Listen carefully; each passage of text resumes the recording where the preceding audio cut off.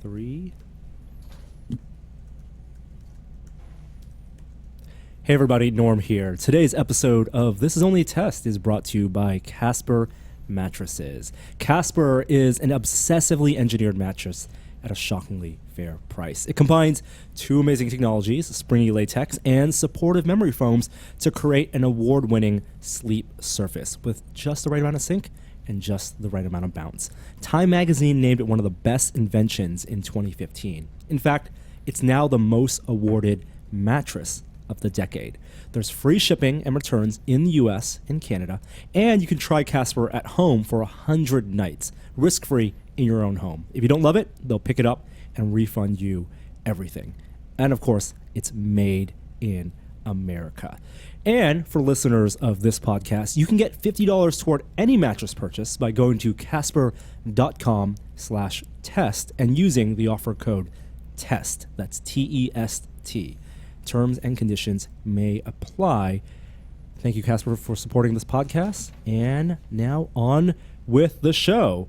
Hey, let's start the show. For Thursday, May 5th, 2016. Welcome to This Is Only a Test, the official podcast of Tested.com.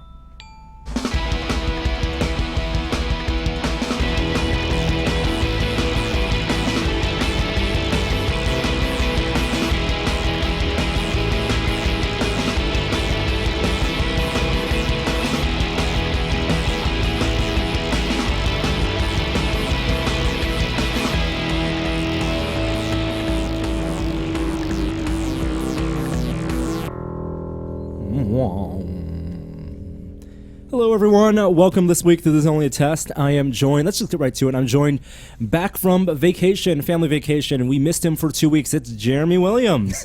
Hey, welcome to myself.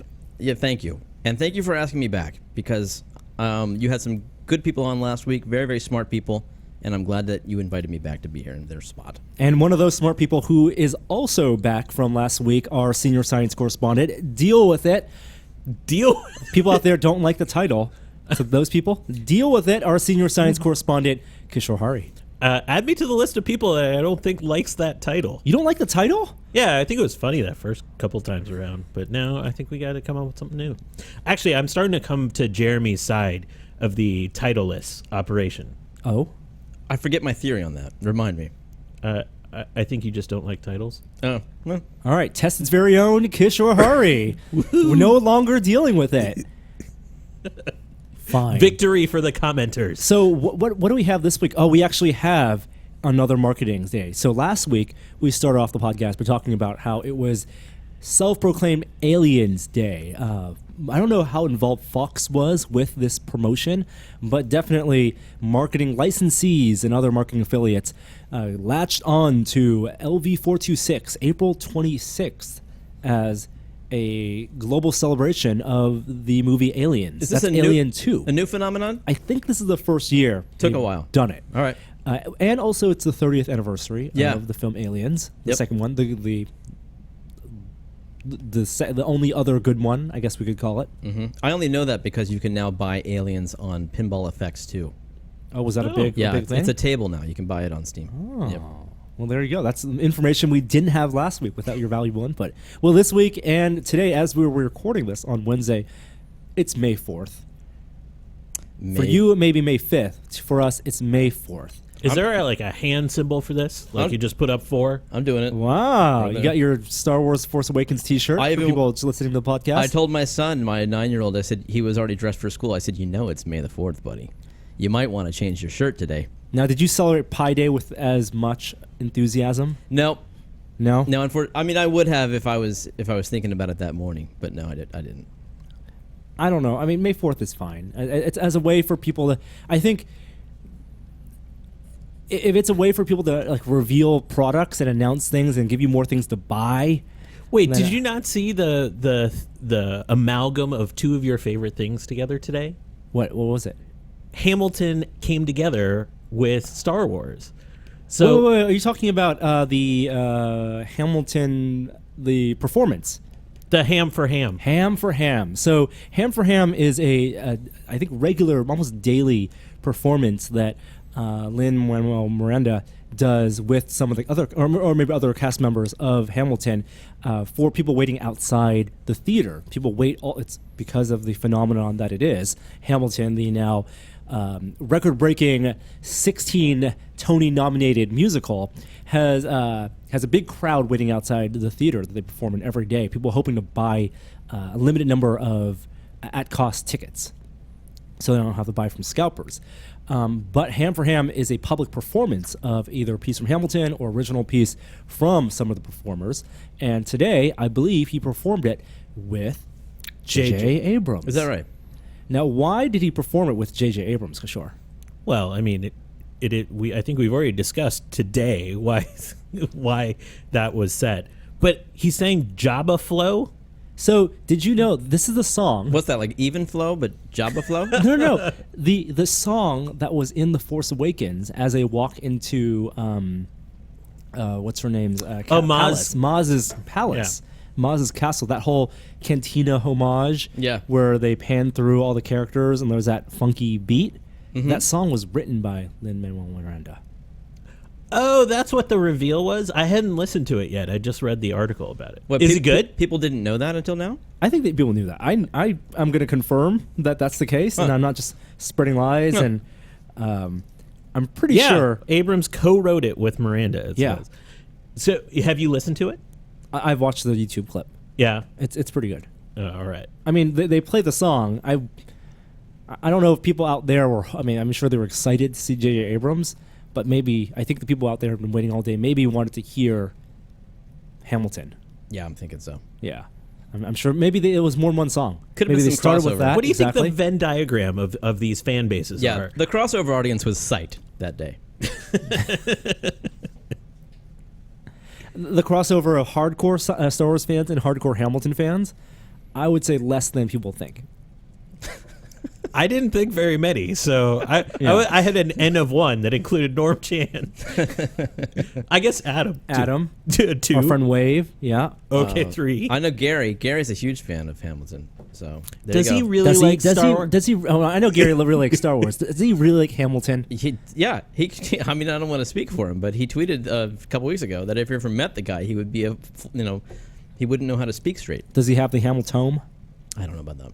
Wave has a Hamilton. I have a Hamilton. Wave has 2 copies of the Hamilton. Yeah? The digital, the Apple Books version and the physical copy. How is it? It's great.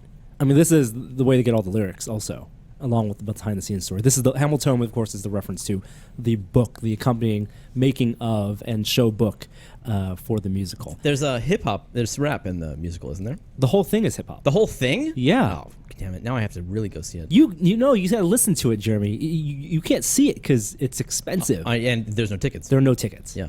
It's coming to San Francisco next year. Oh, no way. But in order to get tickets to it, Yes. you need to buy a season pass for all 6 shows of that season. So it's like $1,000. Or just buy them off some website. Or you can buy them off some website. Okay. All right. If you want to do Thanks that. for the tip. Yeah. I'm surprised they didn't do something like put Celebration tickets on sale on a day like today. I think they announced when Celebration tickets will be on sale. And some people have asked us, hey, Tested, are you guys going to Star Wars Celebration? It's Orlando? It's in London. Oh, London. It was in Orlando one year. Star Wars Celebration 2016, I believe, is like the weekend before Comic-Con.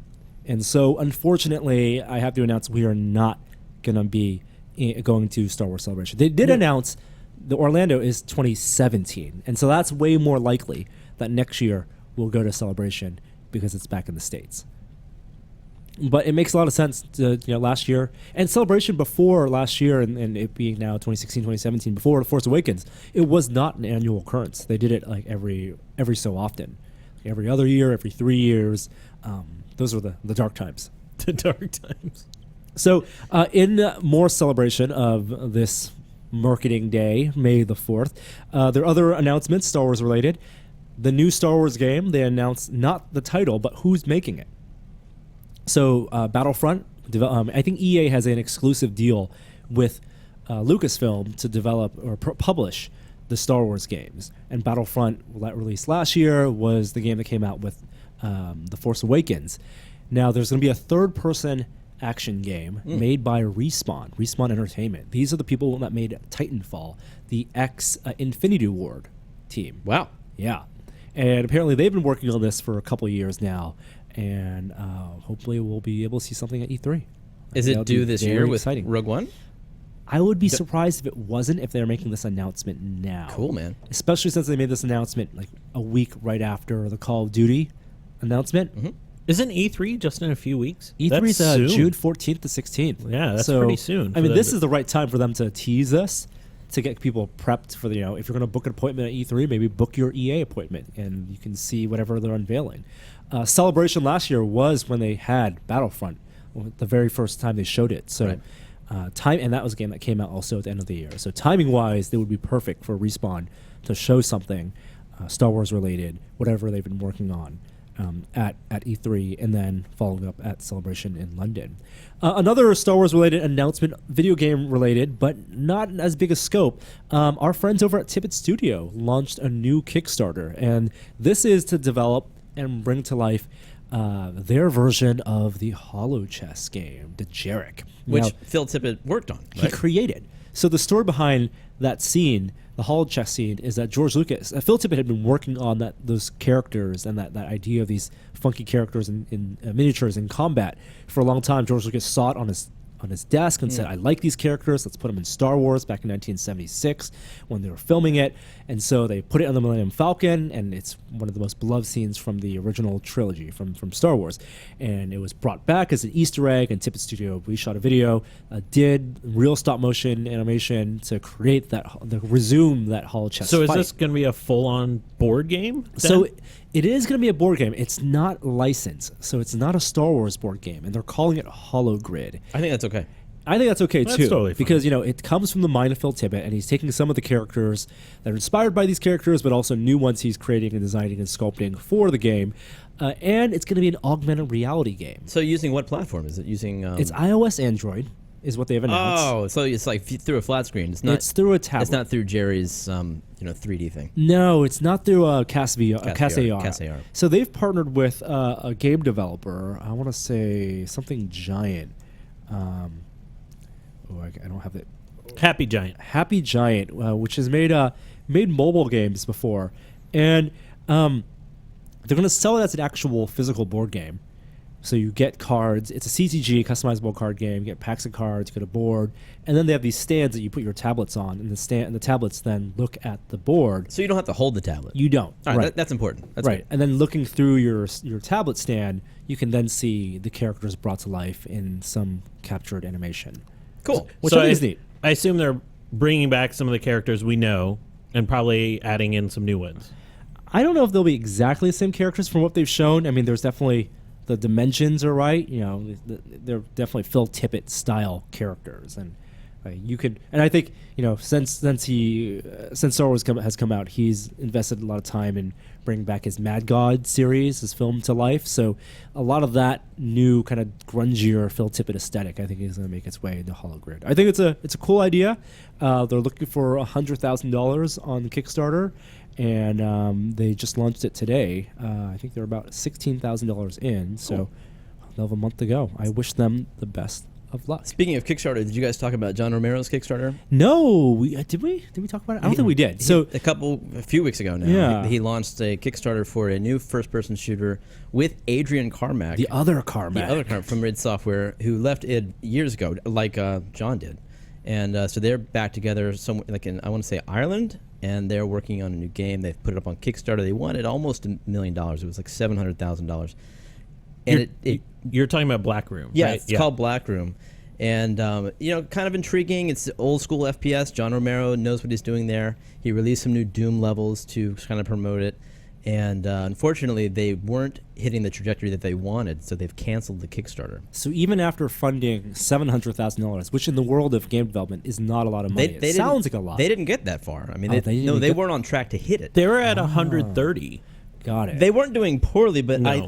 I just get the sense they looked at where, at the writing on the wall, and they figured, we don't think we have a 100% shot here. So they're going to retreat, they're going to make a demo and come back with a demo and then relaunch a Kickstarter. So do you think that's more indicative of them not having the right assets to show And at what part of development do you go to Kickstarter? When you have a demo, when you have a Right. product, when you're ready to do like a pre-order, which I've always said I never like it when Kickstarters are just pre-orders, because this is a real good faith Kickstarter. These are people with experience. Yep. They had an idea. They presented their legacy. They presented some art assets, some concepts, and then they're looking for funding to actually literally kickstart their project.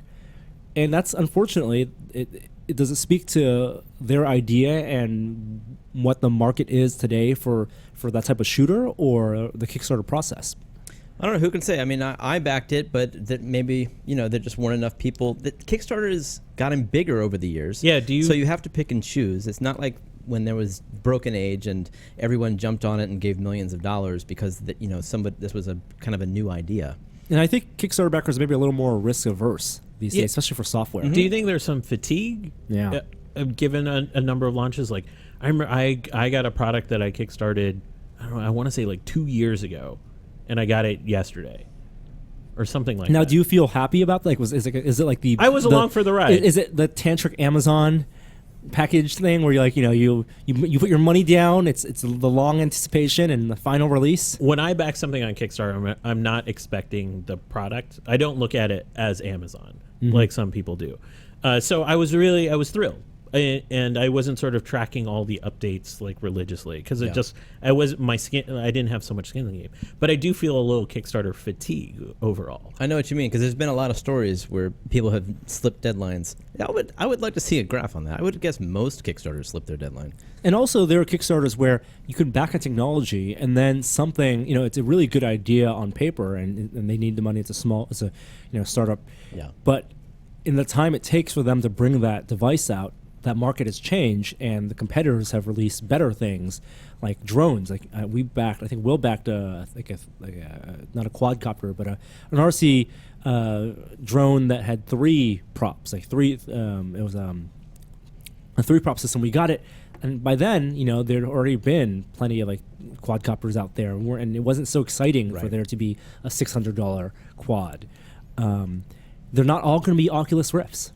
I will say, when it comes to Black Room, when they relaunch the Kickstarter, I hope they do more to indicate what this game will do to push the genre forward, because a lot of the presentation was about how it will be what shooters used to be, and I feel like technology has advanced so far that the games that he is known for and that John Carmack are known for, they had as much to do with technology advancing as they had to do with innovative gameplay at the time. And it was innovative gameplay for the limits of the technology. They worked within the confines of that tech. And because those confines no longer exist, nostalgia doesn't actually work.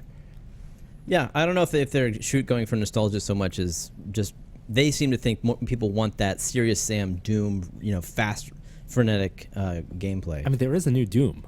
Yeah, and all reports are you should be careful about putting your money down before playing a demo. Okay. I don't know, though. Isn't there a movie too? Is there a movie? There was a movie. There was a movie. That's what it was. Carl Urban, The Rock. It had the first person flashback sequence. is happening right now. Yeah, there was the scientist was called Carmack. It was shot in Prague. You saw this movie? We saw it in theaters. Saw it with the PC Gamer crew back then. Oh man, I'd love. It was at Comic-Con 2005. The Rock on stage, promoting Doom, and they unveiled that first person sequence. Such a terrible gimmick. Speaking of Kickstarters and crowdfunding campaigns that have been that I've backed and then waited, and then I'm now thinking about whether I should actually get my money back because they took the money. Jibo. Oh yeah, what happened with Jibo? Just got an update. Jibo, they originally it launched in April 2014. Wait, tell people what this is. So Jibo is, and maybe this is the right time because we're still technically in the pop culture section, guys. Jibo is the Eve. It was Alexa before Alexa. So it was a standalone smart home robot, and designed by a famous roboticist who had expertise in human-computer interaction. Mm-hmm. And the idea was a digital assistant, much in the way that we think of Siri and Alexa and Cortana now, but they would design the physical attributes of this robot to be very human friendly and user friendly. So it was very cute. Had a display, had eyes. It reminded me a lot of Eve from WALL-E, and it rotated on 2 axes to give it personality. So it was, I think it was $500 to back it 2 years ago, and they promised delivery by end of 2015. Obviously, that's come and pass. And their latest update is that they had SDKs out to developers to build applications and software for it, and they're working on their omnidirectional microphone, and they've done some tests, but they're still not ready. They're in pre-beta, so beta is coming in the next couple of months. I'm still very excited for Jibo. I don't think I'll be canceling it because I want this robot. So they did the double dip, right? They did Kickstarter and then went to Indiegogo for a second time around. I did the Indiegogo backing, so I don't know about the Kickstarter one. Oh, maybe they didn't do Kickstarter then. But, like, that's a long time. It's a long time. And, $500, a ton of money. But like you said, a lot of these things, it was a sunk cost back then.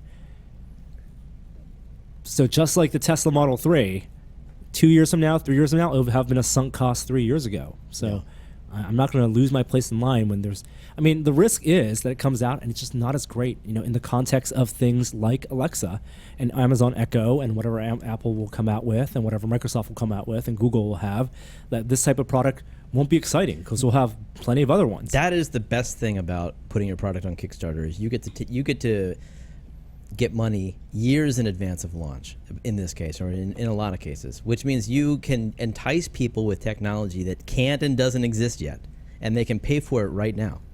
But you just have to acknowledge as a backer that you are going in that early, that you're part of that crowdfunding, source of whatever for the people who are making it. Yeah, and for these projects, it really is like they need the money for development. Like they will hopefully deliver something, and whether or not that product becomes a success, that's on them to make a good product. But I want to make products like this happen, and I want the researchers and I want the engineers there to be experimenting in what does home robotics look like. If anything, you're demonstrating the market for other companies to enter the space. Absolutely, and even if even if they fail, but it proves that Google should make the Google Now more user-facing and user-friendly, then that's great. Then I hopefully we've helped push that forward. Let's go loop back around. Wait, hold on. Oh, this stupid Mac isn't touchscreen. Back to the pop culture news. This Friday, the first big summer movie comes out. Is that right? May 6th. You don't consider Batman v Superman the first? Was that in April? And it was also not good. Which I think is a key part about this. I am really excited about Civil War. This is Marvel's Civil War, the first movie in their Phase 3 of the Marvel Cinematic Universe, otherwise known as, I think, Universe number 1999999 in the Marvel canon. Will casual viewers know anything about the phases? Is that important? No. All right. The casual viewers will know that last year Age of Ultron came out. Right. And this is the first big Marvel movie, I think, since Ant-Man. But Age of Ultron being probably the one most people watch. It'll be, I saw Captain America in Age of Ultron this summer. I'm going to pay to see Captain America in Captain America Civil War. So there's two reasons I'm super excited. Number one, the reviews are... we're no spoilers. No spoilers. We haven't seen it. We haven't Nothing seen to it. spoil. All we have seen are the trailers. The first 2 trailers, and Joey's not even in the room right now, so we can talk about things in the trailers. If you are someone who is even averse to details that people have seen from marketing materials, things like the trailers, they've already skipped ahead. Then you should skip ahead to, let's say, 3 minutes from now. Well, there's 2 reasons I'm excited. There's I've heard that it's the best. Certain reviews have said that it's the best Marvel movie to date. Wow, which I think is a really high bar. And then my favorite. There's a difference between best and favorite. I think my favorite Marvel movie to date is Captain America, Winter Soldier. Winter Soldier was excellent. I think the best written one to date is still Avengers. I feel the opposite of you, like the same sides of the coin, in the sense of I enjoyed Avengers the most, and I admired Winter Soldier as the best movie. Wow. Okay. But I'm excited. The review seems spectacular. Everyone I've known has seen it has just raved about it. But I think some people know I'm a big Thanos guy. I'm so excited for Infinity War. I'm going to build a gauntlet. I've decided. Like I've made this. I've budgeted for it, so that's happening. And I'm going to go stone hunting, Infinity Stones as they call it. I'm excited to They're see gems. if Just call them gems. Yeah, thank you. I'm going to go Infinity Gem hunting in this movie to see if one comes up because we only are missing 2. That's right. right. Yeah, that's right. Can you name the ones we've seen so far? Well, it's hard. There's no official guidelines around this, but we are sort of assuming that the Tesseract? the Tesseract is a space gem because it transports people through space. We saw that with Loki. Red Skull Yep. At the end of Captain America. We assume the purple gem from Guardians is the power because of how Ronan was using that on the planet. Destructive power. It's hard to figure out what the Aether is from Thor. I thought that one was Soul. Oh, no, I'm sorry. It's definitely not Soul. I think it's the reality gem because it allowed you to shift between places. Okay. But I'm not right. clear about that. It had that kind of Inception-like effect. Yep. I think Jeremy's totally just checked out of this. No, it's all right. Conversation. And then and then the one that's on Vision right now. That's Soul or that's Mind? I think that's mine. That That's was the the one in Loki Loki's scepter. scepter. So I'm pretty sure that's mine, which leaves us Time and Soul. And Soul's not going to come out until that cocoon in the collector's, sort of cocoon of like his storage area opens. I believe there's a character in that the collector had in his area that's going to reveal the Soul Gem. What? You think Adam Warlock's going to pop up? Adam Warlock's definitely there. Did you not see that thing? No. in there? Yeah, he's the cocoon is in the collector's Where? area in Guardians when they're on the. Holy moly. This blows my mind. You know, when they announced Lee Pace was going to be in Guardians, I think it was perfect. It was perfectly good Ronan. It was good in Ronan, but I think it was perfectly miscast as Ronan. Oh, you think he should have been Warlock? Yeah. Lee Pace would be perfect as Adam Warlock. He could have that 80s hair, too. You have to have somebody that's very even keeled for the Warlock role because he's dispassionate, especially when things are going to happen. It should have been Bowie. There you go. Hard to argue with that. I didn't know you guys had this capability. This is. I feel like I've wandered into a convention and I don't feel comfortable here. Hold on. But we're not even done. I want you to. I'm know, not even scratching the surface. My of son. My thoughts son about is going to this. want to know answers to all these questions, and now I know I have 2 people he can call. Absolutely. Service we can provide. So, Civil War, the movie looks exciting. Obviously, it's tensions between Captain America and Iron Man that have been building up through these past couple movies, the events of Sokovia, the in Age of Ultron, or I think the Catalyst, and of course the Winter Soldier, of course, which ties it into the Captain America franchise. I'm actually really glad they didn't go after the very political allegory that was the comic book Civil War, which while was a great concept and had some great beats, the movies can be great adaptations and take those great comic book moments, like Captain America escaping from S.H.I.E.L.D., like he did in Winter Soldier, but make it their own. That's absolutely fantastic. So I have one question for you. Yes. Is he going to die? My theories. Here are my theories. Captain America? My theory is he dies at the end and Bucky becomes Cap at the end. That's my theory. Wow. That's my theory. Don't you know what happens from the comics? We Well, do, I'll but tell I you, don't do you think want they're to know going what happens from the? Do you want to know what happens in the comics? We're way past 3 minutes. In the comics, Civil War, which has been out for a long time, it is also Tony Stark versus Captain America, and also there's Fantastic Four built in there. It's a whole Marvel affair, and it is a team of superheroes goes and fights a team of supervillains near a school in Hartford, Connecticut, or I think Stamford, Connecticut, or something like that. And because it's a reckless battle, one of the villains who has a nuclear reactor, that's his power, explodes and kills hundreds of people in the school. And so that brings about the legislation, the Superhero Registration Act, which Iron Man is very for and Captain America is very against. Oh, wow. And so there's a whole moment where Captain America has to be taken they tried to arrest him in S.H.I.E.L.D. because S.H.I.E.L.D. is the government, and he escapes from S.H.I.E.L.D. And that scene is played out almost beat for beat like it is in Winter Soldier, with him jumping out through the window, landing on the shield. I think they did that perfectly. And then it goes back and forth, and Spider-Man, who's in the comic books, is like the person, the moral core of the Marvel Universe. He's the innocent. He kind of switches sides. And he is brought in by Tony Stark as as a mentor figure, and then he's given new armor. But at the end, he switches and realizes he doesn't.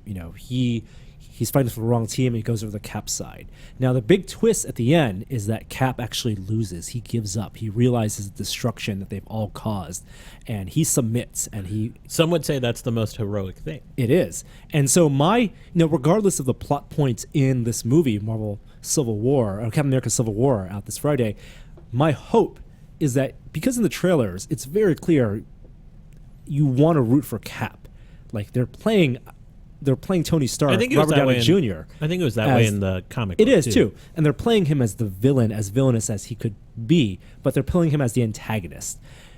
I think what's going to define for me a success in this movie is if by the end I side with Iron Man and they convince you, not just through plot, that Captain America gives in or dies or whatever, but that Iron Man was actually the right one. If they can create that ambiguity in the storytelling and convince you as a viewer, then I think they've done a great job. And so that's what I'm looking forward to. And maybe they're not going to get that deep. Maybe it will be very clear cut that Captain America is the hero on the good side, and maybe he'll do the heroic, noble thing and turn himself in to save the lives of the innocents.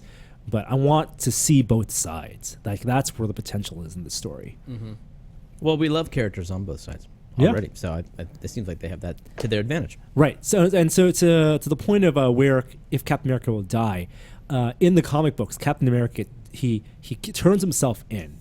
They put handcuffs on him. He tells his entire team, his side, stand down, and they give in. And then as he's being arraigned, he goes up to U.S. Capitol, and he gets shot, and Captain America dies in the comics. Now, of course, it's a comic, so what really happens is that his mind gets through, and he becomes lost in time and has to refine his body. That's all comics bullshit. That's all comic nonsense. Comic mobo to bring him back. But I'm glad you guys have limits. But he dies, and the best moment is there's an aftermath where Tony Stark. That's the most famous shot. The most famous shot where Tony Stark he's in front of Captain America's dead body, and he breaks down, and it becomes a point of it doesn't matter that he was right or who was right. It just wasn't worth it. And I think it would be interesting to see that movie. I don't think they're going to have the temerity to actually do it. That's what you're paying Robert Downey Jr. $50 million for. I don't think they have the temerity to kill Chris Evans. Oh, he's been wanting to get out of that contract for years. Really? I think what you do is kill him and bring him back in the second half of Infinity War. No, I know that's what it should happen. And by the way, you're in for quite a ride. If you had a problem with Steve Rogers wandering through space and time to find his body, get set. Hold on to your hold on to your butts. Yeah, because it's gonna get crazy when the next phase of movies comes. When's the last time you read a Marvel comics? Sure. I read. This isn't the best parenting thing, but I read Infinity Gauntlet to my kid. So you read the old school Infinity Gauntlet. Did you read Secret Wars? I haven't read it recently, but yes, I mean I read it. I still have it. I'm talking about the new Secret Wars. No. You gotta read last year's Really? Secret Wars. It's so good. They destroy the Marvel universe and the Marvel the Ultimates universe, and Infinity Gauntlet's there, and Beyonder. It's Beyonder. Okay. Full on Secret Wars. So maybe that'll be part of the unofficial tested podcast where Norm and I talk Marvel comics. Maybe Jeremy, maybe your kid can come on board for that podcast. He would love it. Kids react. All right, one last bit of pop culture news because we are running a little long. Punisher has been the Punisher is now announced a series for Netflix. Jay Barenthal, is the actor's name, right? Who of course played Shane in The Walking Dead season 1 and half of season 2. Is gonna I thought he did a fair job as the Punisher. Pretty great job. It's not my exact Punisher that I wanted, but I think he was close. It was close. He's gonna get his own series, so I'm really happy for It was the best part of season 2 of Daredevil was the parts where he was involved. I think they gave him too much exposition. I enjoyed the villain from the first season a lot more, but I can't imagine what a series surrounding him would actually be. I mean, the Punisher, the character really is kind of that whole Clint Eastwood, the Death Wish character, the Charles Bronson. Like, it is that character in comic book form, and to let that character go unleashed. Somebody who walks that line between hero and villain. Right, anti-hero. But just no remorse, and on Netflix, on these type of TV shows, you can just tell a story that is about vengeance and the semi-realistic repercussions of the war on crime. Let's get on to technology news. Which do we have? We still don't have a tech intro. I'm looking at my soundboard. I'm still looking for. You got your generic thing. You got your little segue.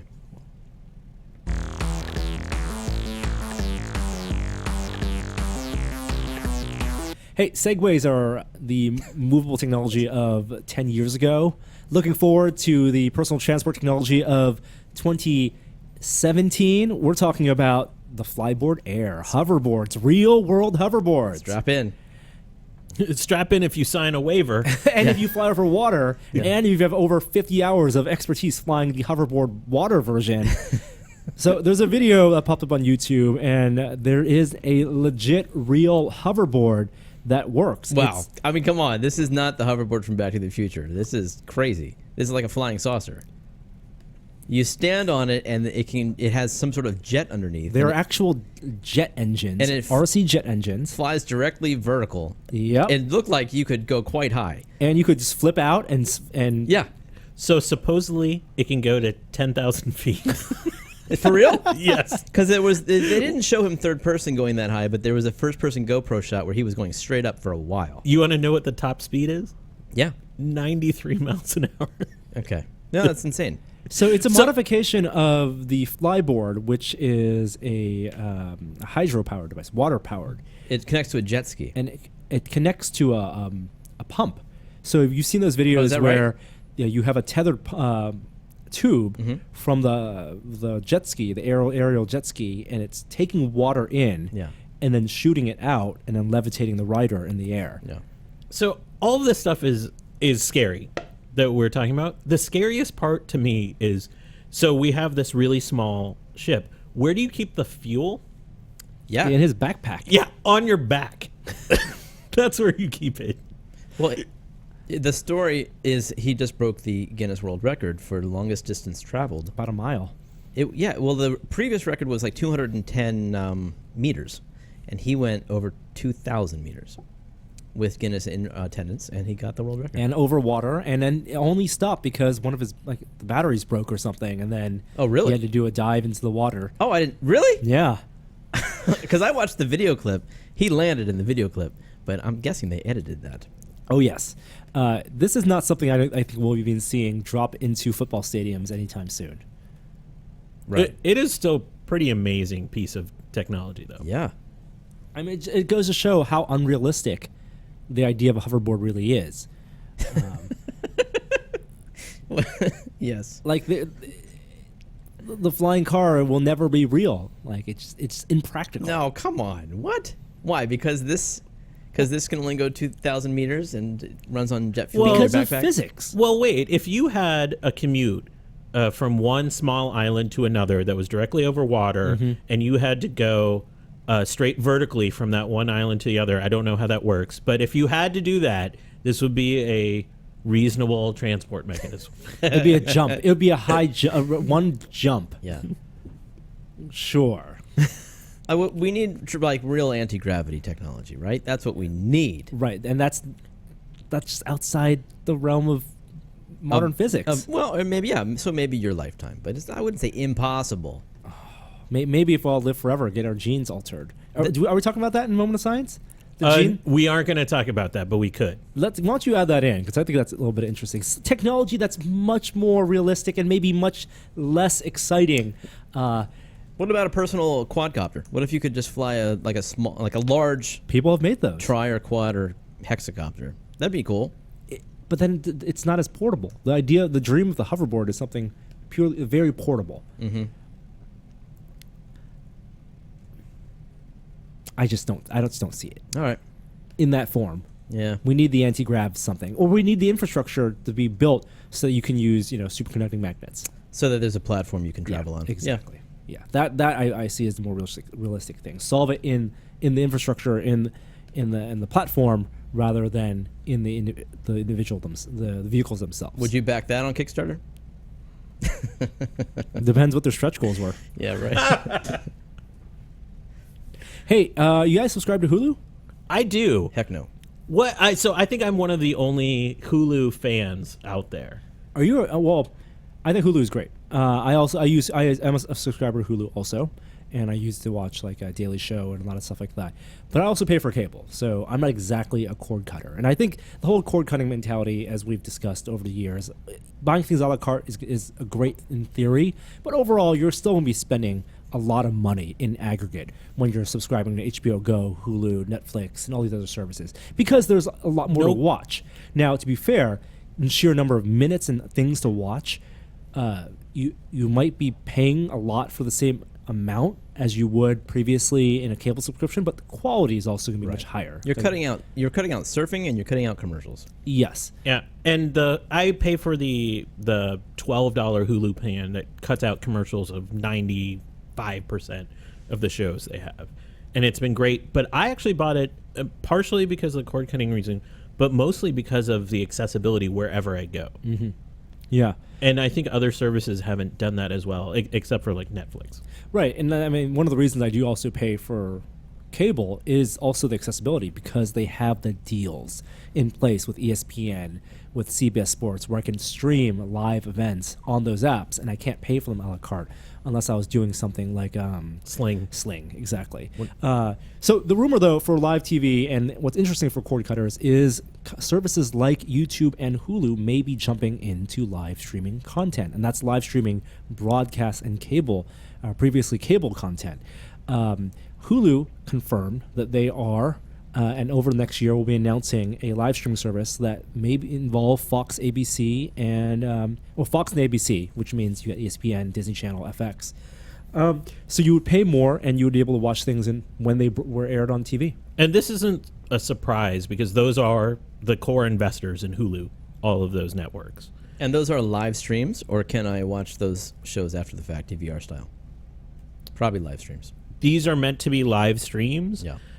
There is some hint of some DVR capability, sort of. I mean, at some point, VOD, video on demand and live, the streams they're not really live in the first place. So like, unless it's a sporting event where it's live mixed and broadcast. When you're talking about the 8 p.m. airing of a TV show, right? That show it's in their system, and I'd love to be able to flip on an app and watch it as other people around the country are watching it, but also, as soon as it started, I can just start from the beginning, because you're just downloading again from their system and streaming it. So you don't really need DVR functionality unless you're talking about sporting events or things that aren't recorded for viewing later.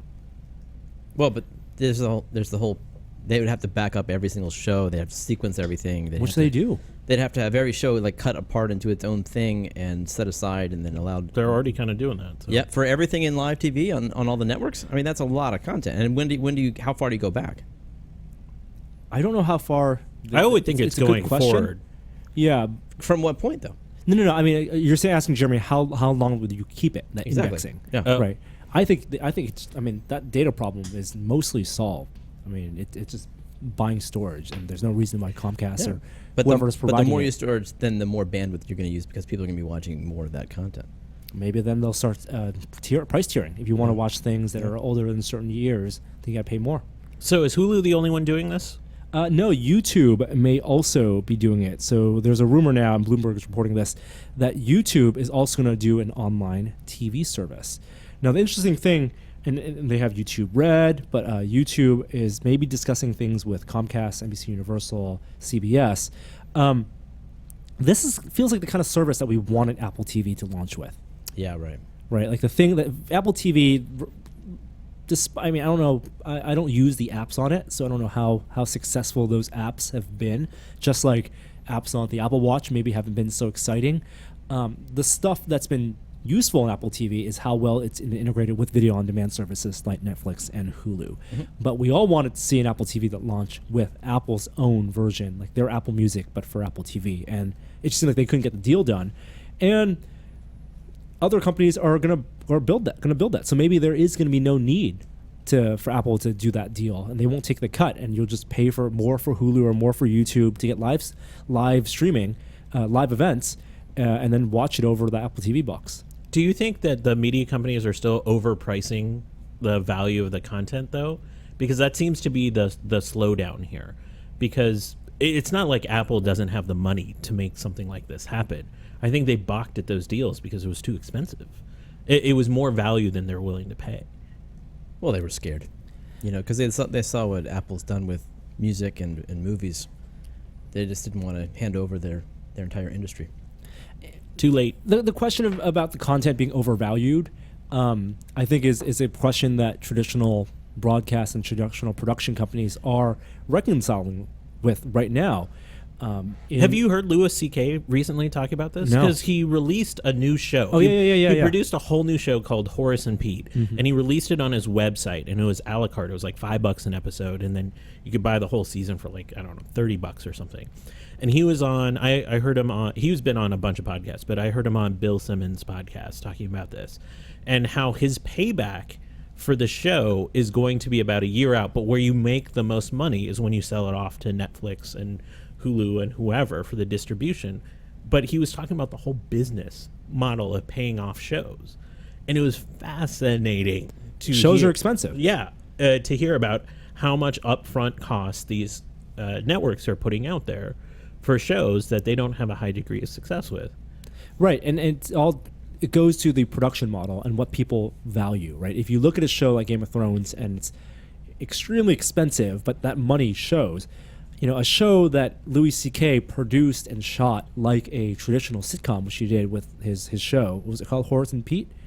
That was very expensive to do, but and the writing is a large part of that, but do the people paying to watch that or enjoying that, would they have gotten the same amount of enjoyment and utility or value from watching a show that was just shot on YouTube for YouTube, right?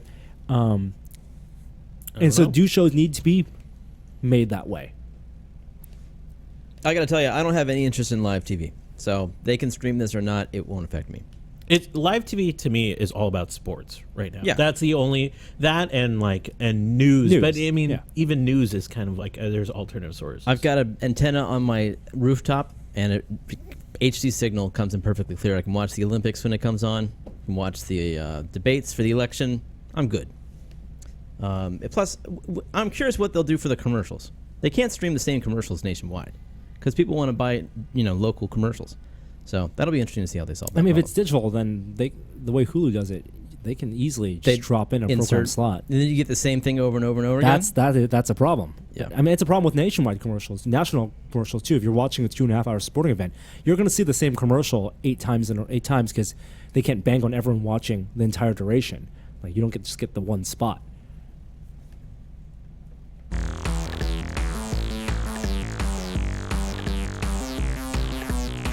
Hey, we talked about Jibo a little earlier, and I wanted to go back talking about some of these smart home devices because I think that's a huge market and new product category that I think we've just scratched the surface on.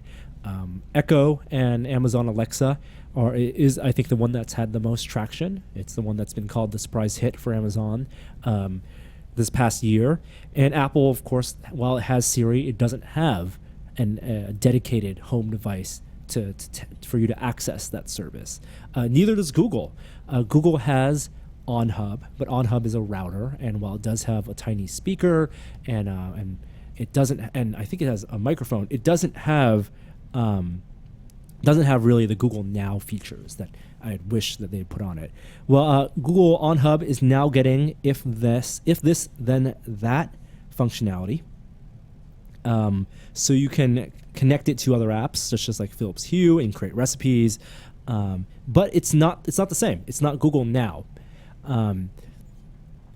So what are your hopes for a device? Do you want a device that you put in your home that you buy and maybe put in each room and that taps into all of the services, or will the best device determine which service you use?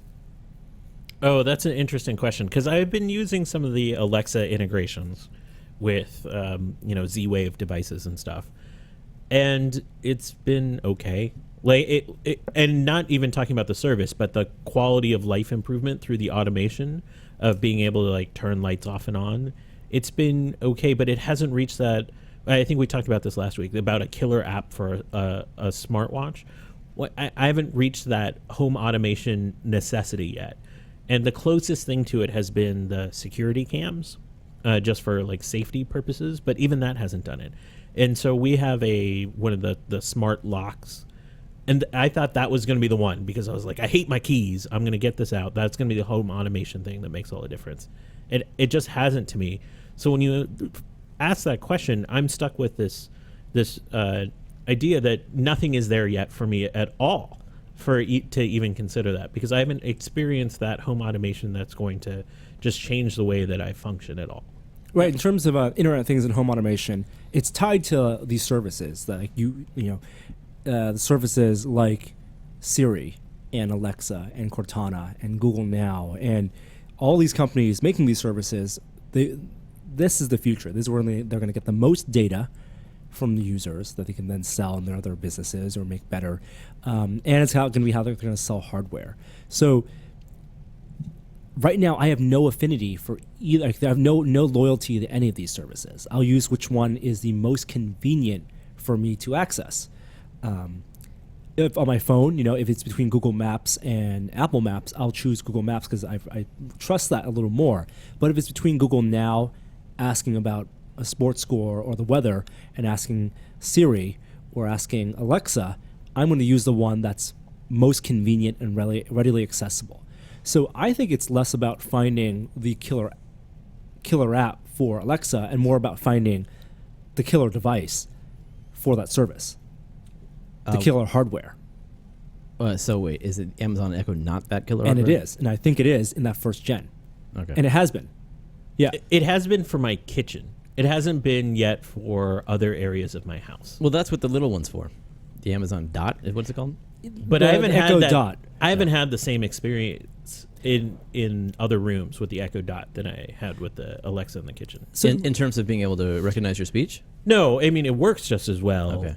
I just haven't had that same experience of putting it in the kitchen and having a real the utility of it. I feel like it's such early days. It's hard to say because what I really want is to be able to walk throughout my bridge, my house, and be able to talk to Alexa no matter where I am. your enterprise. Yeah, and have her know which room I'm in and access the data or the electronics in that room, and be able to play the music or dim the lights, and I don't have to specify exactly what and hope she'll understand me. I mean, I like that they added Nest functionality recently, so I can now control my thermostat through Amazon Echo. But I don't find I do that. I typically walk to the thermostat and adjust it. Which is not a real problem. I could care less about adjusting lights. I know that you have that installed, and maybe if I did it, I would fall in love with it. But I really don't have a problem hitting light switches when I enter and exit a room. But the thing that I really want is like a real sensory awareness. I mean, I want Alexa to be able to know if someone's in the house that shouldn't be, and alert me if that's the case. Oh, interesting. And tied with that, I think, is some semblance of long-term, or at least short-term memory for Alexa, at least within the context of maybe a conversation or even users. And maybe that's lots memory to ask. or learning. Those are two. I think memory. I mean, both. I mean, they're tied together. So, for example, the difference between understanding what Jeremy's asking and what your son is asking. Yeah. That's important. And maybe that's voice recognition, or maybe that's a badge system. That's memory. You need to be able to identify users, have that stored. Also, past conversations. If I ask Alexa something, or whatever the service is, whether it's Google Now, Alexa, or Siri, and then have a follow-up question, it's in the context of the past question. Yeah. That type of longer exchange. You want to inch closer to AI. Right. And all of these things are forms of AI in the sense of they're human interaction models for data, right? The Star Trek computer I thought was it's the dream because it was the perfect version of that thing. But even in the Star Trek computer, it was never just an audio exchange. It wasn't Jarvis. And it was never Jarvis. I think a Star Trek computer is a more realistic exchange. Because you never when watching Star Trek, and maybe there's a credit to the writers and the production team, you never had the idea that the computer was sentient. It was just a perfect interaction model. With an endless knowledge base. Right. So you could communicate with it colloquially in the most comfortable way, and it would feed back information succinctly, but also pick out the useful data. It knew when you were wanted to interface with it. Right. I think that's the key seamless piece here. And I think, remember when Alexa was, it was 2 years ago, I guess, November 2014 when it was first released. The first reviews weren't great because they said it couldn't do a lot.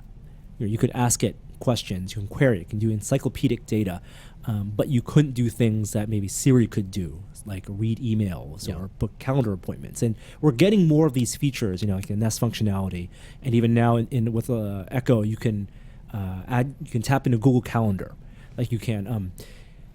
I think that as it gets more functionality, Echo is going to need better ways to feed you back acknowledgement of that of those commands in some sort of display. And I think what I'm hoping for is something visual, something like a projection or something. And it doesn't need to be always on, but if I'm asking Echo about a piece of data or set up something that's that can be responded with verbally, great, it can respond with audio. Mm-hmm. If I'm asking something where the best response is going to be something visual, then project that on a wall. I just installed a new garage door button, which it was supposed to be internet connected, but I can't get that component working. But it's one of my favorite new smart devices because now it's not connected, but anytime I open the garage door, whether it's from my car or the panel on the wall or the code button out front, it starts a countdown. And if I let 5 minutes go by, it starts an alarm and then it lowers the garage door all by itself. Because we actually went out of town and someone called us and said, your garage door is open. So thankfully they could close it for us. But then as soon as I got home, I installed this thing and we won't have that problem anymore. Automation. So, yeah, exactly. That's super. That's fine. That's almost like 90% of the problem. Now, do you think that, the hardware devices need to be made by the companies making that AI and that software? Like Amazon, they make Echo and Alexa. And I know we use those sometimes interchangeably, but one is the hardware and one is their digital assistant. I would prefer not. Like honestly, I want the devices to be a little bit more agnostic because I think more interesting hardware will come out of that. And the adaptable AI is what we're talking about. So if it can work with multiple types of devices. That's kind of what If This Then That is trying to be. But they have to work within the confines of each developer's API. Yeah. Yeah, I don't see Google or Apple putting Siri or letting people put Siri in other devices. No. And I think that's a mistake. But Google might. Google might. I mean, obviously, with any manufacturer can build an Android device and use and build a smartwatch that uses Google Now, and they'll take that data. But Apple wants to own that end to end, and for better or worse, I think maybe that's one of the reasons we've been having problems with Siri. We have, haven't we, for some time now? I'm hoping that WWDC unveils like a major increase in Siri's capabilities, and maybe even like a new voice just to like wipe the slate clean. Because I don't even like the voice given our relationship. That's interesting. You associate the voice with poor performance. I do. I have switched to the British female Siri because it's like a new beginning, and I like her now more when I get driving directions. It's so funny. Google had their voice change recently on the directions for maps, and I was like, "Who is this new person in my car?" I have a very similar, like a different feeling, but yeah. That is so. I mean, they named these devices. They name them for a reason. Because they want you to associate them and to treat them as you would another person.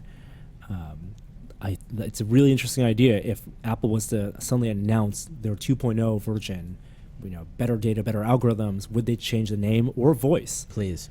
Yeah. It's not even a good voice. Everyone's got a better voice than the default Siri. Well, that's just a problem with text to speech. Change it. Recording and simulating human voices digitally. Bowers & Wilkins, you guys know this company? They make the BMW, the speakers, the Zeppelin speaker. They make a really high-end speakers you can buy in Apple stores, and we've had their headphones for a while. A big, huge audio company, that's well known in the record producing world. They make real design pieces. And also the high-end audiophile. they were just bought. They sold to a small 50-person startup in Silicon Valley. Wait, how did a 50-person startup afford this company? Well, the 40-person startup, Ava Automation, has maybe a ton of investment and is founded by former Facebook CFO and run by a lot of people who used to work at Apple.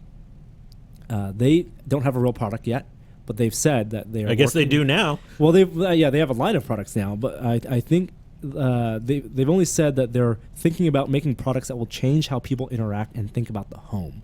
So it makes me think that this is a home automation smart device play, and they needed hardware design and manufacturing expertise to build the perfect speaker. You know, the Alexa competitor, the Echo competitor. If it's made in the B&W shell, and you sneak yourself into home by selling a high-end speaker system, that those $500 speakers cost not much to actually make. It's huge margins in that market. Then you can get your automation system in people's homes. Yeah, I think it's easier to do it that way than it is for a company like B&W or a speaker company like Bose to try to build AI. A new product, too. Yeah. Exactly. Yeah. Interesting. That, I think, is a cool new frontier. And that's time for a topic change.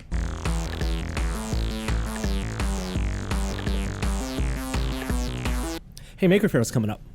I'm excited. I think a lot of us are going. I'm going. I'll go there for one day. I probably won't sync up with you guys. I'll be there Friday. I will not be there Friday. So I'll be there Friday. You guys good. You guys should hook up. There we go. Sync up and check out things and let me know. Yeah. We'll be there Saturday and Sunday doing some filming. This is, of course, Bay Area Maker Faire, the big one. And Adam will be there. He's doing a talk. Sunday? I want to say Sunday, although I don't know if that's confirmed yet. And I'm excited to see what's new. I think over the past couple of years, there are a lot of staples of Maker Faire. Things like the Open ROV guys, always good to check in once a year with them, see what new products they've. They have a new 3D printed version of their ROV that's out, so I think the prototype will be out. Looking forward to that. But the place in Maker Faire that's been most exciting in past years is that big indoor pavilion where they have all the tables and they have the like NASA is there. It's last year where we met up with Valve and Alan Yates, showing some Lighthouse prototypes. It's not all big companies, though. It's a lot of Kickstarters Yeah. and a lot of small companies. That's great. That's what I love about it. Yeah. So looking forward to that. Some companies I'm hoping to catch up with there. 3Doodler has a new product out. 3Doodler, that's the 3D pen. printing pen.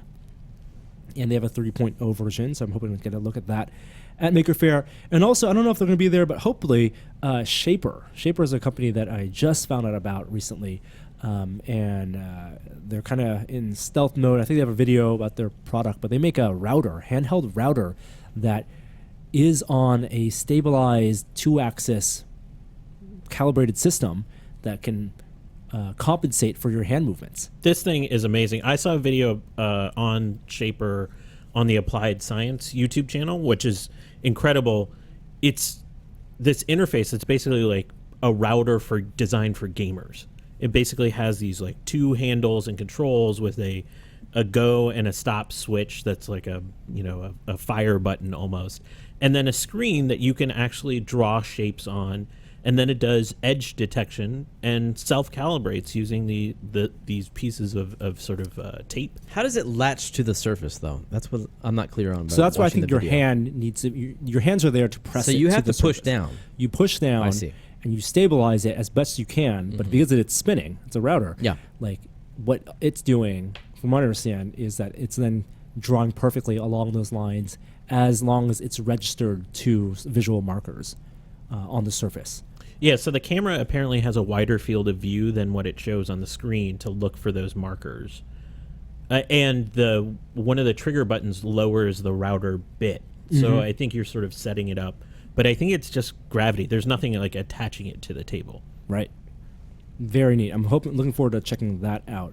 A company that I don't think will be there, but we actually did a visit to fairly recently, Carbon 3D. I guess they're just called Carbon now. Jeremy, have you heard of this? Nope.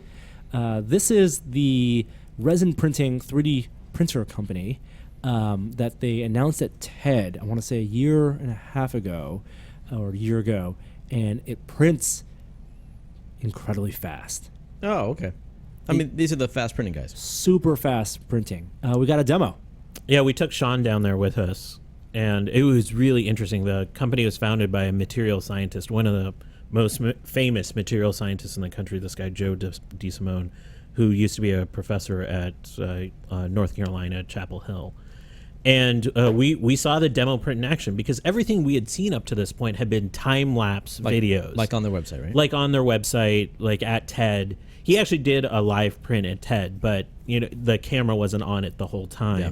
So we saw a demo print, and it was pretty impressive how quick it was. We saw only one shape. We didn't print multiple things. Mm-hmm. But we got a pretty detailed print in about 15 minutes? 15 minutes. Yeah. That would have taken how long on a Form 1? A lot longer, we'll just say. I think it's a few hours on a form. Okay. And then, it was interesting to talk through some of the technology that was being used. This is an interesting model for a company because they're exclusively B2B. So they're not selling consumer or prosumer type devices. And it's expensive to get one of these devices. But people are using them to manufacture right into production. So it's not for prototyping. Oh, is that right? It can be for prototyping, but they showed pieces that go right in cars and air conditioners. And they're looking at this type of 3D printing as actual manufacturing technology. And even if somebody like Shapeways were to use one of these printers to print on demand for customers, one-offs, then they charge by the time. So this would, like an eighth of the time would be lower the price considerably. Sculptio has one. Yeah, right. And so, my question for them was, if your advantage is speed, isn't that just mitigated by people buying more printers, right? But it turns out their advantage isn't just speed. What speed affords them to do isn't just to crank out prototypes, which is useful for prototyping, but speed allows them to use different materials and different resins that then they can use two-part resins where the working time on the resin is much shorter. And so if you want to use a two-part resin where you could only you could mix these two liquids together and it would harden in half an hour, you couldn't use that on a traditional printer because it would take multiple hours to print something. Here, if it only takes 15 minutes, you can actually use it, and then what you get is going to be something that is much more durable and long-lasting. It was pretty. Video will be up, sometime in the coming weeks, right? Yep. Any idea if Glowforge will be at Maker Faire? I don't know. They're definitely there. I saw Dan is speaking on the main stage. Oh, okay. I'll have to catch up with Dan. So we did talk last week about Glowforge's delay. Okay. And so there's nothing new to say about that, unfortunately, right now. I still have my pre-order. I'm still looking forward to it. I'm still excited to use it. Me too. Yep. I think that's the best we can say. Since last week, Kishore, we made a mistake after Carbon 3D. I don't know if we made the mistake. I'm pretty sure it's a mistake. We did what was necessary. Kishore and I went to Red Robin and got the ramen burger. Red Robin ramen burger. I saw your photo. It didn't look that bad. It looked very original. It actually had some redeeming qualities, and Joey shot a video on Norm's phone that was a pretty complete review of the product. I actually thought, going in it was fine. The thing we didn't shoot was 3 hours later. Yes, when both of us had regrets. When we were very regretful of decisions made earlier Nothing that day. terrible. We didn't get food poisoning or anything. It was just heavy, let's just say. Yeah. It was the first time in a while I'd had a heavy lunch like that. But it was. I think the experience was worthwhile. And I'm glad we started there so that when I eventually try the legit ramen burger, then the experience can only be better. Only going up. Yeah, that was the right decision to do. Couple more things we'll go real quickly before we get to our next segment. BMW i3. This is the car, their all-electric car that we did a test drive up with Will last year. It's getting an upgrade this summer. Its battery capacity will jump from 22 kilowatt hours to 33. That's 50% more. So you can actually get over 100 miles drive on this before it converts to that motorcycle engine. It doesn't double the distance. No, 50%. It was going about 80 miles, and now it can go over 100. Which is good. And the even better thing is if you already bought an i3, you can actually take it in and get your battery swapped out. This is not great. I mean, this is exactly what you would have hoped they would have had maybe a year or two ago. The Leaf goes over 100 miles as it is already. We have the Volt coming out in December that goes 200 miles, and you know about the Tesla Model 3. So, I mean, good to join the game, BMW, with your high-end car, hitting 100 miles. But we need 200 miles, please. Is this a free upgrade either? It is not a free upgrade. Yeah, exactly. That's the real and big they have problem. them not saying the price tells you everything you need to know about that upgrade. Hey, Tesla 3s are also going to get ludicrous mode as an option. How much? What didn't you do the review recently of did. the Model X, and wasn't it like 10 grand to get ludicrous mode? It is, and we were a little misinformed because we didn't know what that upgrade entailed. It's not just the software patch that you get to turn on ludicrous mode. They do have to do something with the power. So you can utilize that power. It's something with the fuses, I think. I'm not exactly sure. But would you pay, let's say, 10 to 15 grand to enable ludicrous mode? What do you think the range of the Model 3 price range is going to be? It's going to be like 35,000 to 50. No, more than that. 60. More than that. Yeah, I'm thinking at least 60. That's too much to spend on a car. I wouldn't be surprised if you can spend like 70 grand, 75 grand on a Model 3. I wouldn't be surprised. Always with the upsell. Yeah. We'll see. There haven't been any updates since sales updates. Has it just really petered off? He's sitting in a bed of money right now. What do you? He's too giddy. He's packing that money for his one-way trip to Mars. Yeah, right. Taking all the cash with him to kickstart the Martian economy. And finally, this is an interesting or weird story, at least. IMAX Theaters is doing something with spin classes. That's right, bicycling in IMAXs. And Engadget had a write-up about this. There's a photo of it. It doesn't look like a real IMAX. It looks like Limax, first of all. But it's called IMAX Shift. And they have a room that has, 50 stationary bikes across 5 rows that you sit in front of an IMAX sound system and curved 24 by 40 foot screen, and you spin. Wait, is this at a movie theater or is this at a gym? I think it's at a gym. All right, because this is a permanent thing. It's a permanent installation that has licensed the IMAX AV system. Okay. This is so ridiculous. Now, it sounds ridiculous. I think you're underestimating the lengths people will go to make exercising more palatable. Right. Have you said how expensive it is? I think it's $65 a ride. Per class! Per class. Or I'm sorry. $34. I did double it. $34 a class. You get 2 classes for $65. Cow. It's like 3 movies in an IMAX. True. No, maybe one and a half. Two, one, yeah. if you're lucky. Is it 2? All right. 3. No, you're right. You're right. 2 matinee movies if you're Yeah, lucky. You're right. But if you're on those cycles, they lean you forward. So how are you supposed to see everything?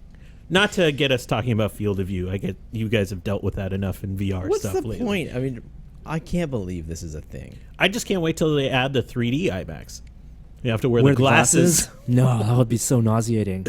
I mean, it's a 30-minute ride. They've shot these sequences.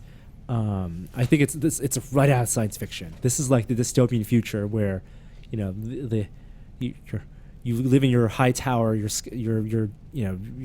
You think they're going to Clockwork Orange these people and reprogram them using but it's like you instead of experiencing the true outdoors, you go to your local IMAX gym and you get your bicycling through Tuscany, but you're actually in floor 105 of Dystopian Tower. Don't you think the VR headset is more that? Like that shot of Zuckerberg walking down the hallway or the aisle with all the people in the headsets behind him? It's all Black Mirror stuff. This is all Black Mirror type. Like, See, I still haven't seen Black Mirror, but so yes. I'm imagining if people were if they're in a room, everyone's wearing headsets, that would be a little more dystopian than this. But this just seems silly. This is just there's a fine line between silly and dystopian. I mean, it's all I think we've moving reached it. All in that direction. you bring an iPad, you put it in the little tray in front of you, you can zone out and watch Netflix all you want, and that you don't need a bigger screen than that. You're good. Do what most people do and just listen to music, which is a rare thing these days. Take the opportunity to go to the gym and just zone out to your album, which is a wonderful thing. And that's going to be fine for most people. Yes. But for those who want the The IMAX Shift experience? Yeah. It's there. $30 a shot. I don't know if they have Civil War playing. Maybe I'll go check out. Oh, But that's that- how you're going I- to see it. The point isn't to have Civil War playing. The point is that it's curated videos that give you the thrill of running, or bicycling. I get that, but I know they're just going to fall back on like. Yeah, they're going to run out of Shameless, content, yeah. right? If you're a regular if you go there once a week and you're paying $30 a week to do this spin class, eventually you're going to run out of content. I'm telling you, a gym that is 100% based on customized VR-equipped equipment, where you're on a bike and you're wearing an Oculus Rift and you are bicycling away from the zombies, that's going to get people in shape. If you can actually, incorporate a game into the thing, that gives you the Or riding a dragon. motivation. And bacteria everywhere cheer at this idea. Yeah. Because gyms aren't scuzzy enough already. Oh. We're gonna add in the sweaty headset Yeah, factor. BYO faceplate, facial interface. Woo! I'm curious. Okay, I want to try it out. go ahead. Do they have one here? No.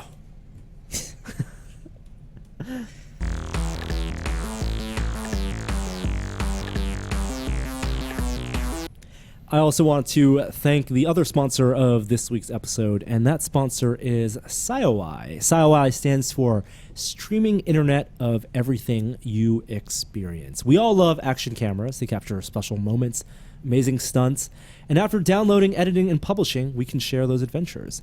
A change is happening, and today's action cameras must innovate or they'll perish. A new company called SciOI is redefining the wearable action camera experience by letting you broadcast live video and engage with people anywhere you can get a cell signal. That's right, it has a 4G cellular modem inside the camera. The SciOI Iris 4G camera adds onboard 4G LTE connectivity. That means you can broadcast to places that you don't want to take your expensive smartphone, and you can mount it in a housing and protect it. It also extends beyond the cameras, letting friends, family, and fans enjoy the fun. No uploads, editing, or publishing needed. All happens with a push of a button. Friends can watch through the SciOI mobile apps on iOS and Android, or the web app in a variety of ways. You can share both live and replay videos. Your audience doesn't just watch, they join the experience. SciOI. Get the mobile app today on iTunes or Google Play and visit SciOI.com to learn more. That's SIOEYE.com. And thank them for sponsoring this week's episode of This Is Only a Test. And now it's time for...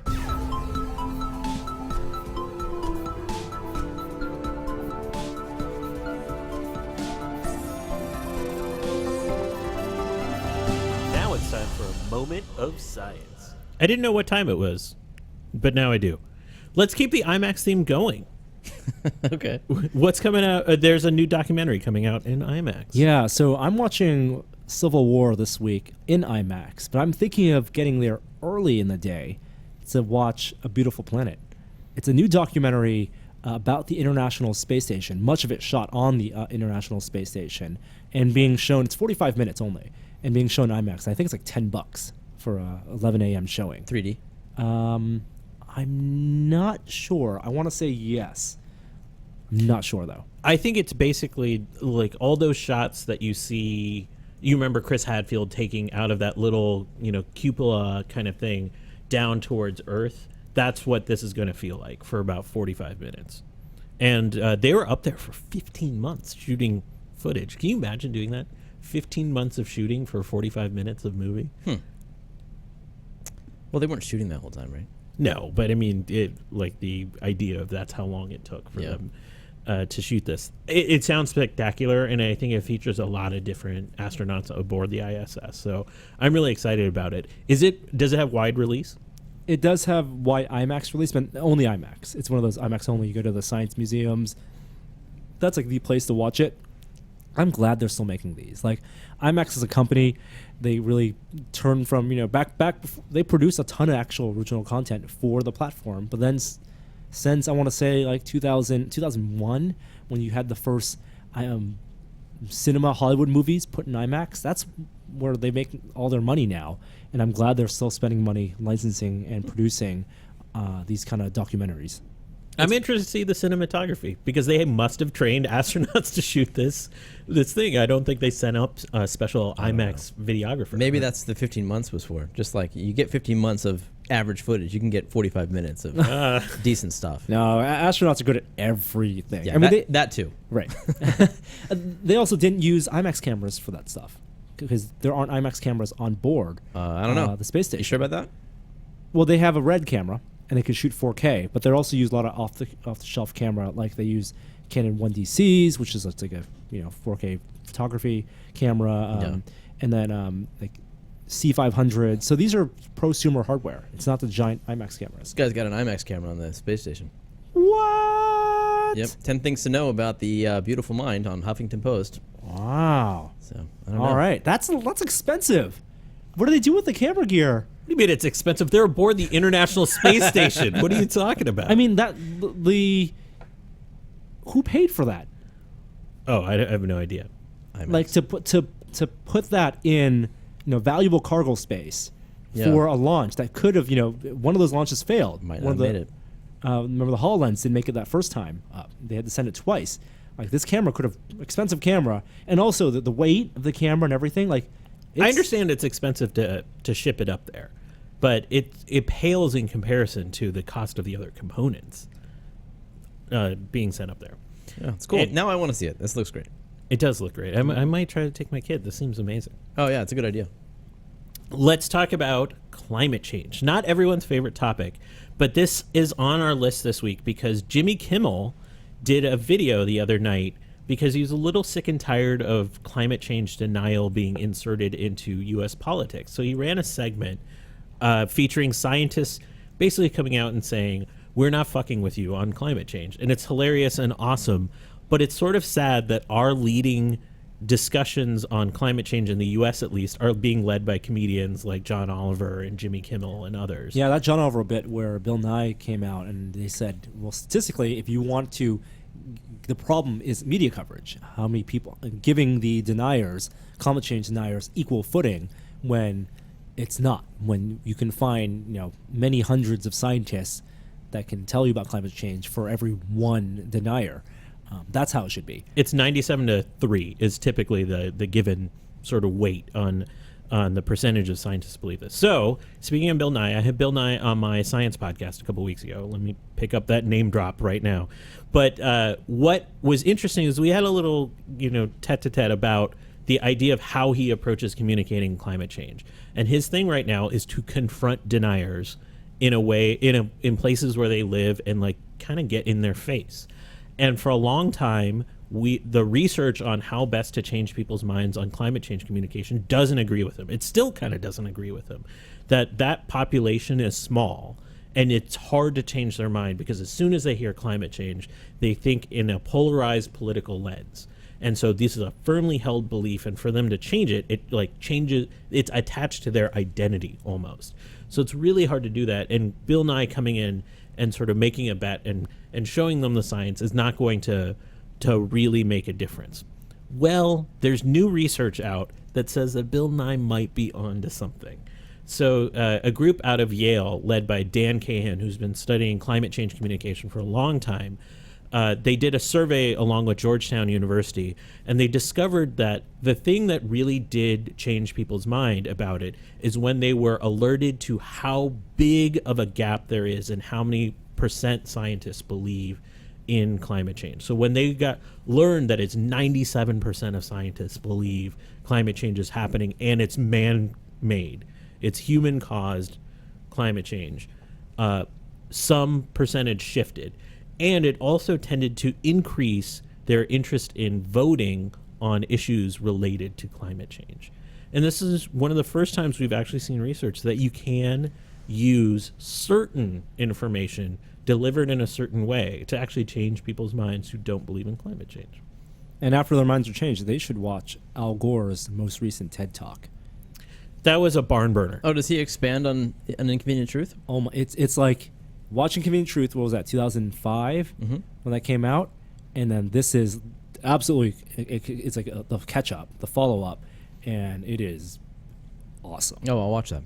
Like it's you remember that he's a politician after seeing this, and I don't mean that in a negative way, like that he's used to giving public talks and talking to people, because he really forms a quick connection to the audience.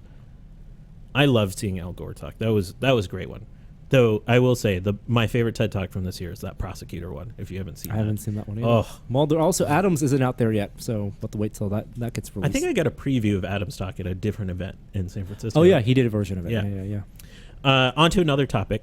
A New York Times report came out this week tracking winners of The Biggest Loser. You guys know what The Biggest Loser is? Yeah, the reality show. Yeah, where people have massive weight loss over time. And not surprisingly, people gain weight back after the show. That's not shocking. How much weight they gain is kind of shocking. So most on average gain at least 50 pounds, some up to 100 pounds. Some have actually, 4 contestants out of the 18 they tracked actually have gained weight versus the weight they entered the show with, which is terrifying. And the question is, why is this happening? And there's this really interesting set of studies that came out about this. So if you were to rapidly lose weight, Jeremy, yes. So what happens is your resting metabolism rate will actually go down. So if you're used to burning 1,000 calories a day, your just by existing, that rate tends to drop as you lose weight, because the body doesn't want you to lose weight. It wants to sort of stay in homeostasis, just where it is. So you lose weight slower and get hungrier. Yes. So if you lost that weight rapidly, your resting metabolism rate might drop upwards of 20%, so down to 800 calories a day. So now you have to burn an extra 200 calories a day just to maintain your weight. And so they've tracked, there's a new study out in a couple different locations. There's a group from Australia that actually has the most interesting study about this, that tracked this one hormone leptin that's related to hunger, basically your how hungry you are. And they were able to actually track this in a really interesting way. They did a study where they gave people this specific diabetes drug, which causes you to burn about a couple hundred calories a day just without you doing anything. And you pee it out, and they gave people a placebo, and the drug doesn't seem to have any effect on like the brain or any other function, so they think they wouldn't interact with this hormone. But those that were gradually losing weight, because you're peeing out an extra couple hundred calories a day, every 5 pounds they lost, they started eating an extra couple hundred calories just personally. Because their bodies wanted to maintain that equilibrium. Yeah. Ooh. It's difficult. It is a crazy interesting situation. So what if you stay low? Is there a point at which your body re-regulates and that becomes your new norm? It's easier to stay down? It's how rapid this weight loss is, because your body needs to sort of come into stay in sort of regulation is seemingly where this is going. So the idea of diets, they just don't work. There's a lot of scientific literature that these diets that make you lose weight rapidly aren't sustainable in any way, shape, or form. There's been no literature support for them for years upon years. So a lot of what people talk about is altering how you approach things from a willpower perspective, but even that's in question. We don't have good news if you want to lose weight. That's what this week's. Except it sounds like there's a new diet pill that's pretty great.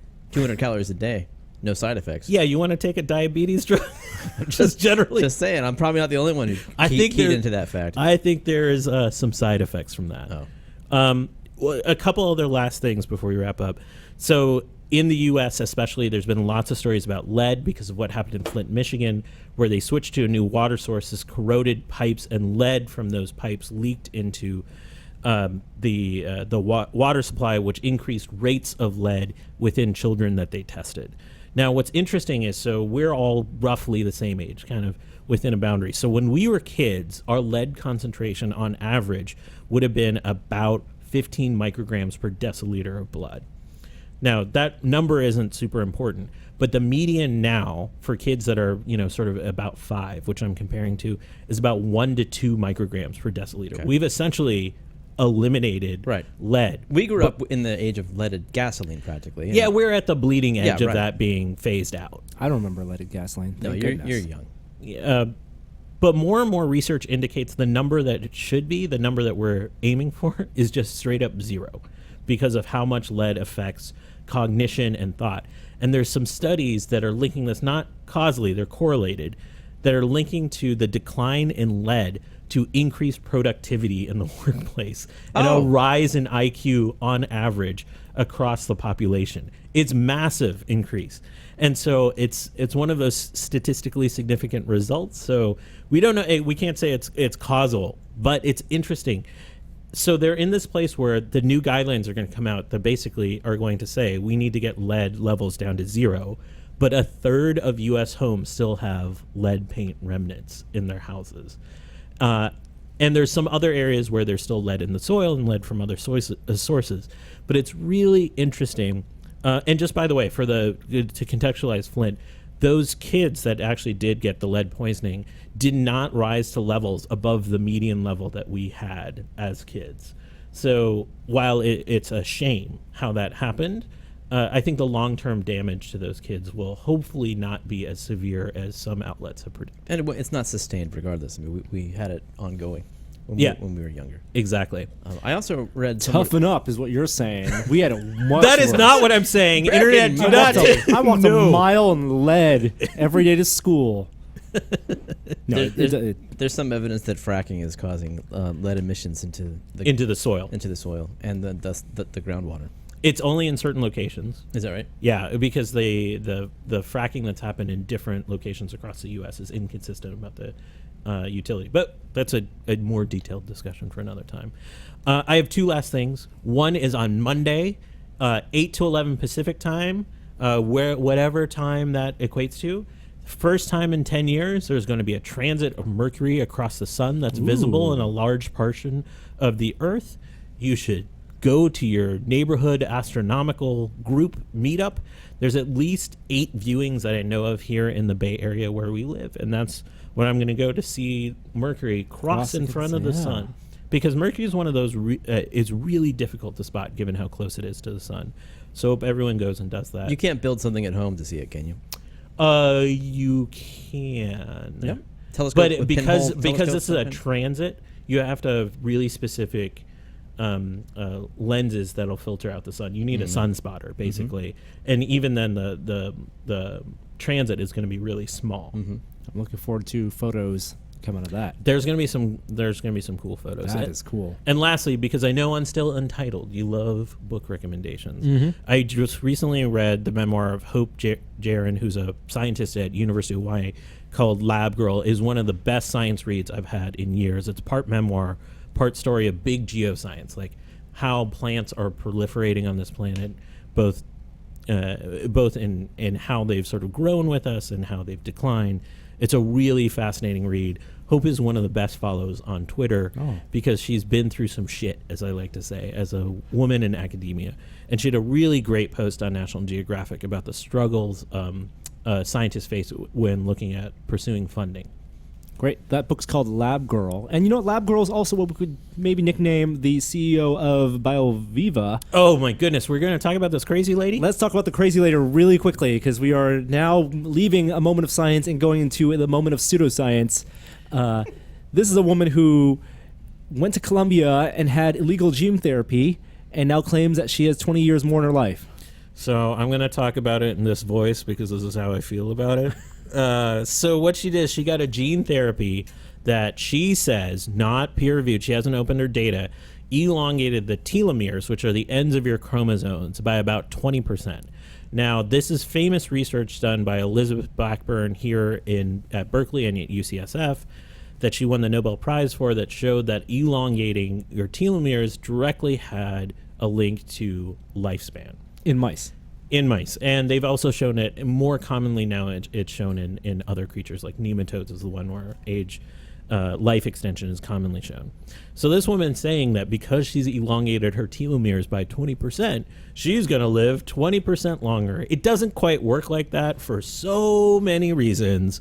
So I don't believe this, and most scientists are skeptical that she actually elongated the number of base pairs on her chromosome by 20%. Including people on her team who have outright left the company, right? Very much so. And we don't know if elongation of telomeres actually only has positive effect, that it actually might increase other health problems beyond aging. So this is a bunch of bunk. This is basically a valley type. I know she doesn't live here in our valley, but This is somebody that's taken science and done some ill with it. Well, she did it to herself. Yeah, that doesn't make it better. No, it doesn't. It doesn't. Absolutely not. Because she is now going out selling that this is a viable course of research, which, as far as I can tell, it is not. 21st century snake oil. That's right. Make you live 20% longer.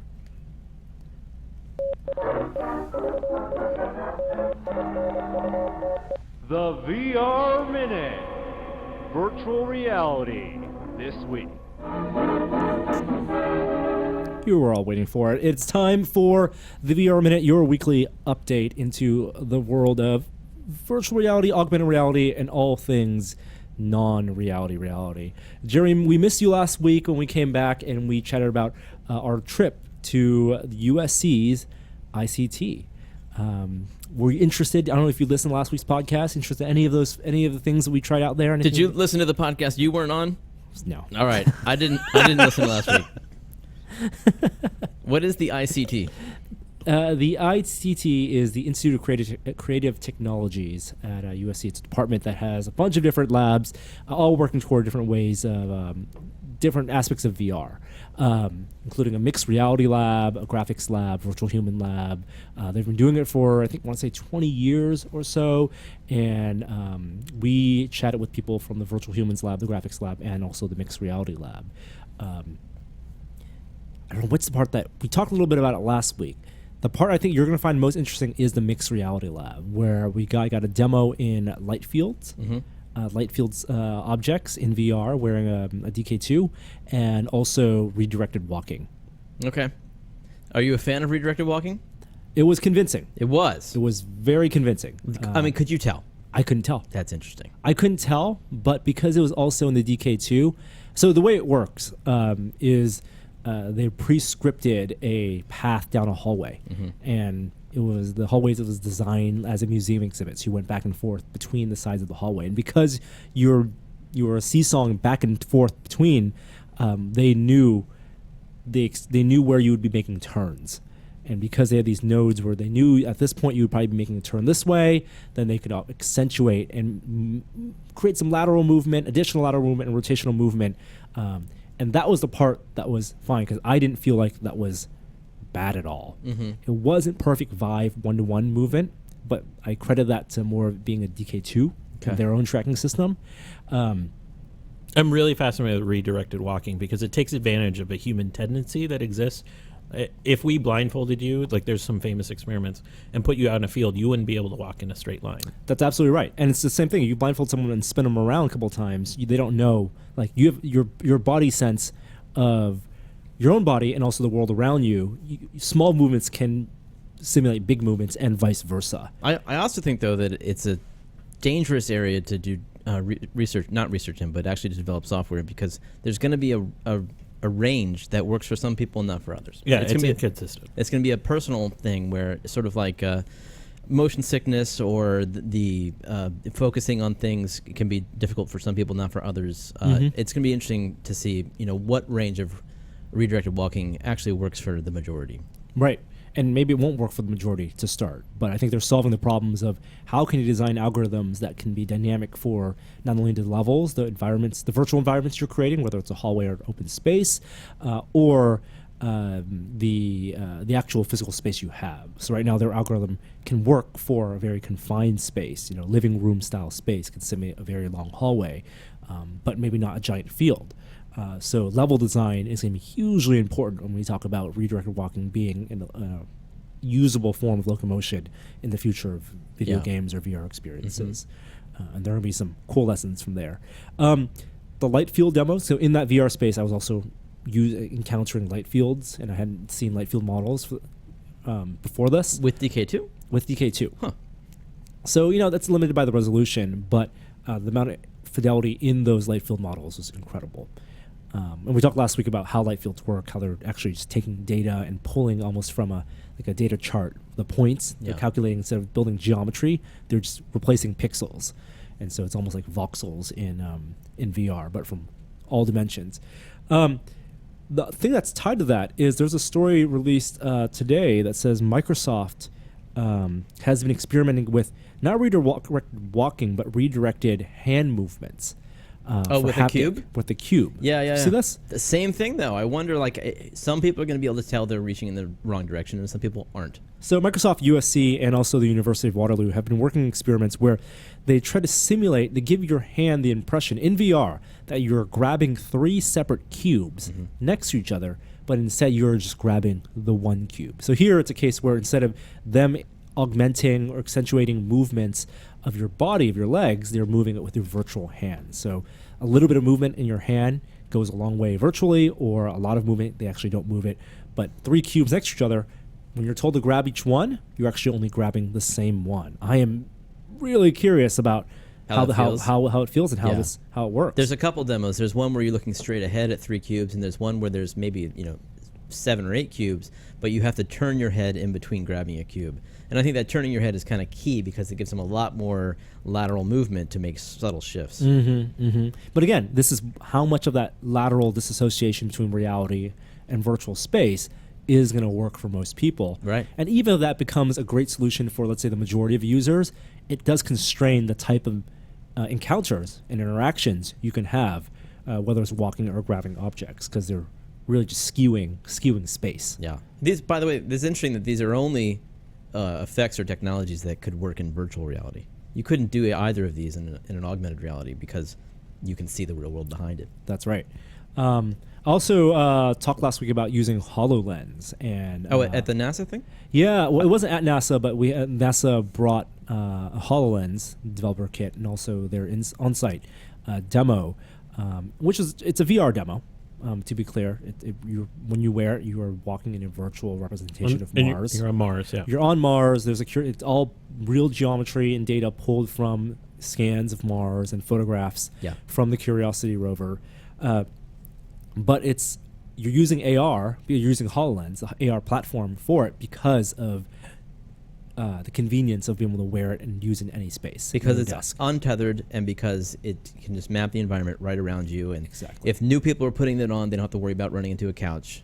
Because they can see the couch. Yeah. The added comfort, the limited field of view is an asset for this use of VR because you don't want to be fully enclosed in that space. That was interesting. I thought that was really interesting because when you think of HoloLens, you think about AR applications, but this isn't necessarily one. Mm-hmm. And it could be both. It could be both AR. It could be virtual in one part, one space, right? They could be expanding. They could be doubling a room and making virtual this half of the room, but in the other half, they could be just dropping AR objects in there. Did you also watch that YouTube video showing how HoloLens sees the world when it scans the world? No. It's a great YouTube video, and I'm not sure exactly how they pipe this in to capture the feed. So it's not like a camera being put behind the HoloLens, but it's walking both outdoors and indoors, and the speed at which it can do depth sensing and create the virtual geometry for it to be aware of the environment was incredible. That's and awesome. It's proven in all uses of HoloLens so far,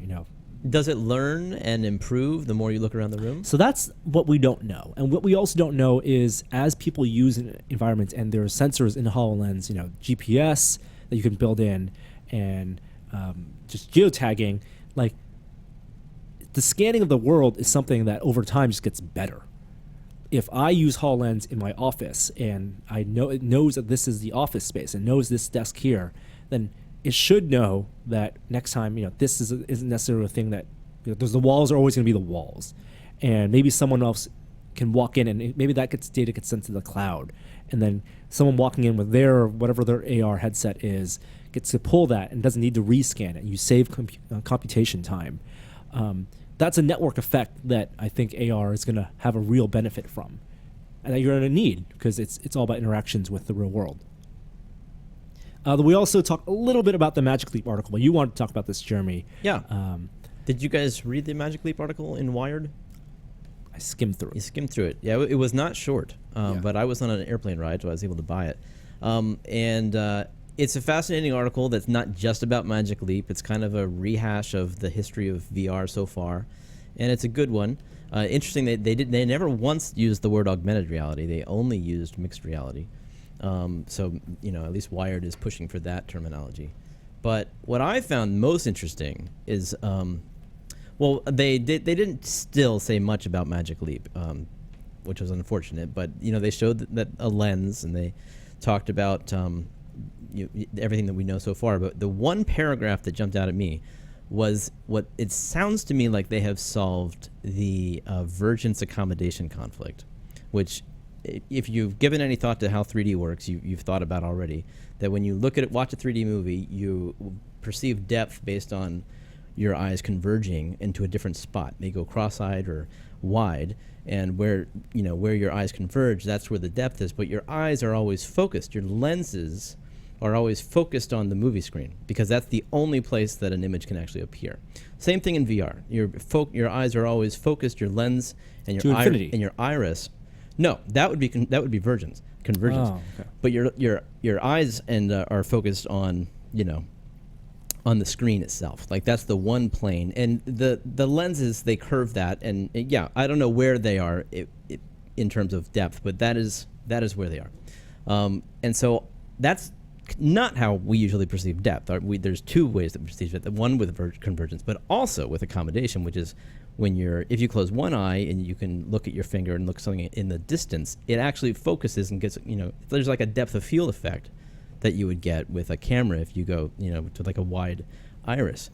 And it sounds to me like they have solved that at Magic Leap, which is awesome. I think this is like the most groundbreaking thing about Magic Leap, and it totally explains to me why you would want to invest $1 billion in a company if they have solved this problem. This is a huge discovery or development that they've made, because it's going to feel like you're actually looking at things in the real world. That is going to complete this two-part equation that our brains require to perceive depth. So what you're saying is through the lenses, because they don't explain how this works, No. but theoretically, through the lenses, if they scan my desk and they're putting an object close to me on my desk, a virtual object, a figure standing on my desk, my eyes focusing on that, the way it's being rendered requires my eyes to focus on it as if it was at that distance. That distance, and not just convergence, but actually your iris is refocusing on that distance, which that's fascinating to me. I understand how current 3D works. It's just, two screens and my eyes get two different things and they converge.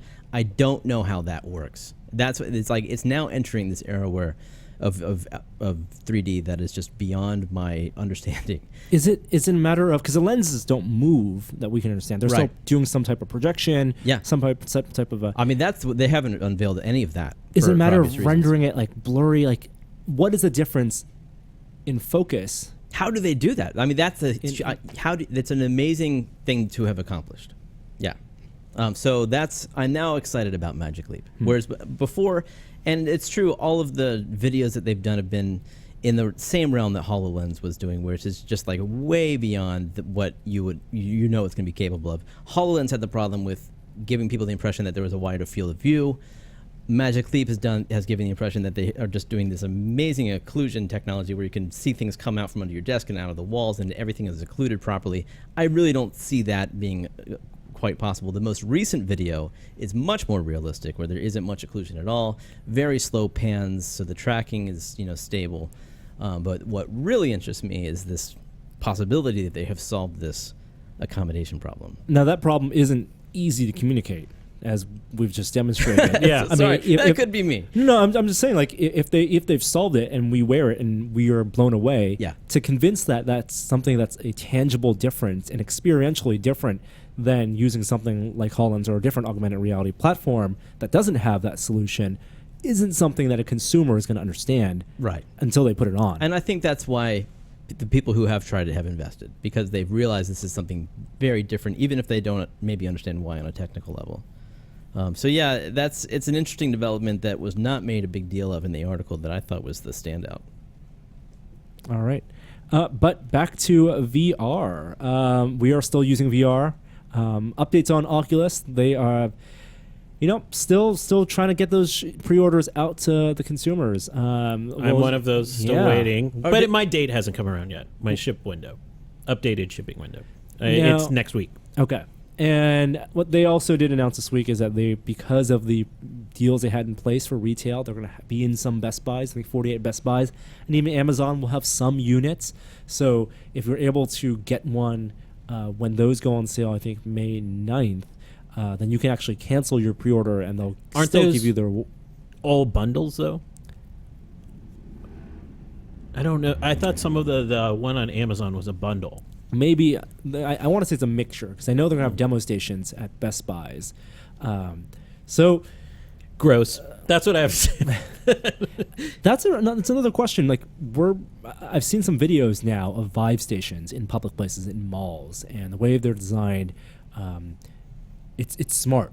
Like they're putting them right by the windows, so you're walking through a mall, whether it's like a Microsoft store or something, you're going to see someone wearing these VR glasses, and it's interesting. And they put a big screen behind, so you can see what they're seeing. I think I saw someone was demoing Space Pirate Trainer, perfect thing to demo in a public space. I don't know how long the line was to try it, but like we're going to need those. And strict time limits. I mean, at that point, you turn it into an arcade. That's why Best Buy. That's why I said gross about Best Buy, because they don't have that system of management. Oh, I thought you meant the bacteria. Yeah, I mean that's the other part of that as well, because they don't have a system of management. Because my kid walked in and wanted to try the Gear VR, and I was like, wait, I got to find a wipe somewhere first. Yeah. All of that stuff. But I agree. The demo is where all this stuff comes to life. And if they can figure out what that looks like and it's portable to a lot of different locations. I just demoed the Rift to a programmer, technical person, and he was blown away. He even has tried VR before. He had no idea that it had reached this level of tracking fidelity. And that was just the Rift. Yeah. Yeah, I like we are in a bubble because we've been following it for so long, and because we have access, and we've been able to use it. People are going to need to be able to use it in public places. Maybe you should take somebody with fresh eyes to one of those retail locations and see what their experience is. We have a location here that we could also give people demos. But it's different when you're in the retail setting, because the question then is, would you buy this, is more prevalent. Interesting. I think a lot of people try it, and I mean, if it's available, and again, we're not at that point where inventory is ready. Supply is still the problem, right? You can't walk into a store and walk away with paying $800 for Revive just yet. Plus the computer. I mean, that's a lot of money to also drop. Like it's not. I mean, people want the experience. Maybe they'll come back the next day or place an order online, but it's not the old go to GameStop or go to EB Toys or whatever it was, KB Toy Stores, and play N64 for 15 minutes and get your parents to buy one. This is true. What type of games and stuff are you guys playing on VR? Jeremy? Well, I love the climb. I have to say, that was a demo that I was very impressed by at the Rift event. But now that it's out and I've been playing it some more, it's deeper than I experienced at the demo. It's probably my favorite game on the Oculus Rift. It is. It has now surpassed Blaze Rush as my favorite game on Oculus Rift. I mean, Blaze Rush is cool because it's like a toy car set and it's very cool. But I mean, I am totally transported by the climb. When I get out of that game, unlike anything, I would say even more so than games on the Vive, I feel like I've been somewhere else, and I'm now transported back into my office. And you expect that to kind of wear off after some experience with VR, but this is a game that just totally reignites that. So you're not desensitized at all after a while? To what? To the climb. I mean, the climb has those effects where you're going to look down and your heartbeat accelerates, right? I wouldn't say I get sweaty anymore. So for me, playing the climb, I still get sweaty playing it. I'm playing on medium difficulty. I'm not even at the hard difficulty yet. There are 3 maps, 3 difficulties each, plus like some other bouldering stuff. But it's not about looking down and seeing how high you are. That's not the part that gets me sweaty. It's the gameplay. I think they made a really good game. Yeah. And VR, they made a good game that VR accentuates by looking at the next, looking left between your hands, looking at the next grip, finding the pathways.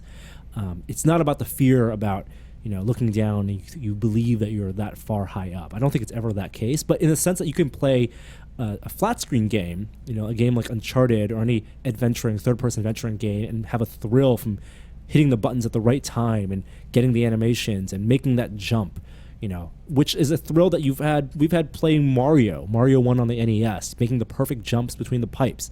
It's like that, but in VR. Yeah, I don't know. It's a really good one. We were talking a little bit about price before the show. It is up there, $50, but I don't know. I mean, give it a try if you have a friend that has a copy. There should be a demo for games on Oculus Store, but obviously we don't have that yet. But. Yeah, and the climb, you look at it and it says, oh, 3 maps for $50 sounds like a lot, and I think it's the reality of it's probably the most AAA VR game on the Rift so far. It was a big development team, and I think it's worth the $50, especially we don't know how many Oculus Rifts are out there, whether it's 50,000 or 100,000 they've shipped so far. Who knows? But it's not the size of PC gaming or console gaming. It's not 1 million units. It's not 500,000 units, and it's not where you can have a Steam sale and you can reach everyone. So they're going to need to recuperate costs. It feels like a really like a killer app for that type of sitting VR. Are you playing it sitting or standing? No, you have to play it standing. I play it both. You play it sitting? Yeah. No, why would you do that?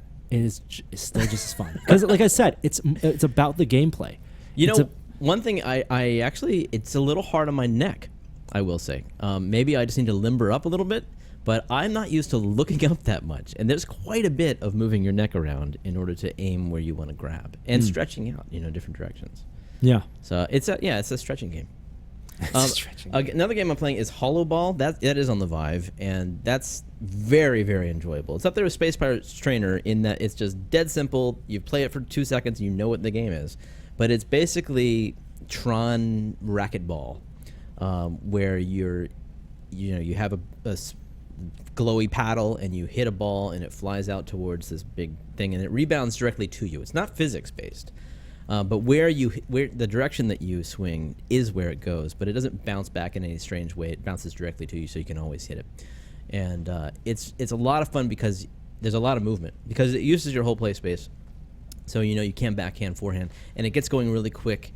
And there's this AI that's antagonizing you, and it's very, very enjoyable. So I've played that myself. Oh, you did? That's the one that I looked at and I was like, oh, multiplayer in this would be dude. Awesome. Yeah, very much.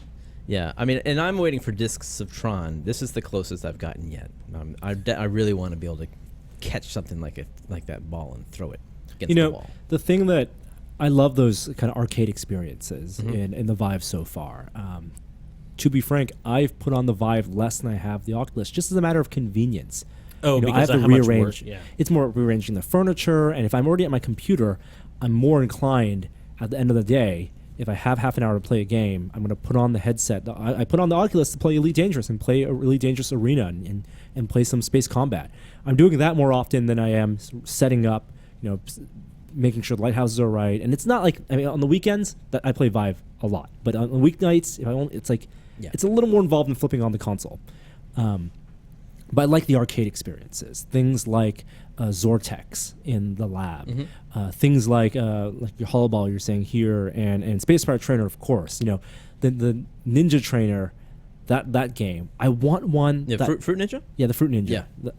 I want one for Vanishing Realms. I want a version of Vanishing Realms where it's just like Die by the Sword style, shield and sword in a gladiator arena, and you're fighting against more enemies or bigger enemies. And you don't need to traverse the landscape, but you're like a hand-to-hand combat. Hand-to-hand combat. That's a good idea. Yeah. I'm surprised there isn't more of that. I mean, we've gotten a lot of tower defense, but yeah, I agree. That would be a lot more fun. Big screen beta. Have you guys tried this yet? We tried this at the Vive GDC booth, but it just got released within maybe a week ago or less than a week ago. And it allows you to see your desktop in VR. So it's kind of like virtual desktop in a way. But what's interesting is that it's multiplayer. So you can be in a room with a bunch of other people and everyone sees everyone's desktop. So you can play, games. It's a high frame rate. You can sit in there, play Rocket Arena with other people and just sit next to each other on a couch and you see their screen, you see yours in front of you, and you see their head movement, and there's voice. So it's kind of interesting that this is now happening. I guess it's not a first-party title, which I thought it was going to be. It's developed by a third party, and they're going to monetize it by selling, accoutrements and the ability to add new environments or new things to yourself, but it will always be a free app just for the entry. That's pretty. Yeah, it's not the same as what Valve is making, which is to put your games in the theater. This is not the same thing as that? No. Big screen is more like, I mean, if you've seen the screenshot, this is more like a virtual desktop, but it has the social aspect. The one we tried at the Steam event at GDC was Valve's version of just putting your 2D games in a theater. Oh, I misunderstood that. I thought this was that. No. Okay, so when is that coming? Do you know? That's a good question. Okay. Yeah. All right. And new retro arcade is coming to the Vive, which I'm super psyched by. You ever seen this? Mm-hmm. It's an arcade. It's a virtual arcade. Came out for the Rift, a year ago for the DK2. It's very 80s. You walk through a room. There's all these arcades, and at first they were running some, I don't know, like a Game Boy emulator, but then they upgraded. And then everything was running true MAME emulation, and it worked very, very well. It hasn't worked perfectly with the CV1 yet, but they've announced they're not only working on that compatibility, they're going to come to the Vive, which means motion controllers, which could mean light gun games for all we know, and lots of possibilities there. So I'm excited for that. They're saying it's this year sometime. Speaking of retro arcades, I know you played a little bit of Techno Lust, and that has a virtual arcade in it. Yeah. Did you enjoy that game? I haven't played it much. No, I played. There was a demo a long time ago I checked out. No. Okay. Do you like it? I like what they're going for. I think their locomotion problem solution, just like with Faded, walking through a virtual space with your gamepad is not the best solution. And even though they do snap movements, it's like I like the story they're going for. It feels very much like a Ready Player One style. You live in a world where the VR is everywhere, right. And then you go into arcades and part of this underground. I want to see more narrative games, but I also am happy with cockpit games and these type of those arcade experiences. Yeah, you've been back into Elite Dangerous recently. Yeah, playing a lot of Elite Dangerous Arena. Now, Elite Dangerous in the Rift solved all the problems I had with it in DK2. I can actually read text. They've designed a lot of the UI now to accommodate VR, curving the UI around you a little bit. You can still use mouse and keyboard. So I just look down through that nose gap and use mouse and keyboard.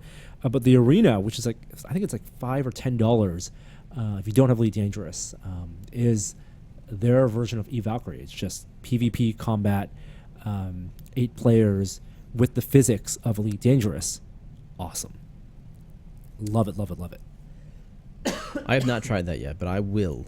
Yes, we should definitely play that. And then last bit for VR, Flux is coming to Rift.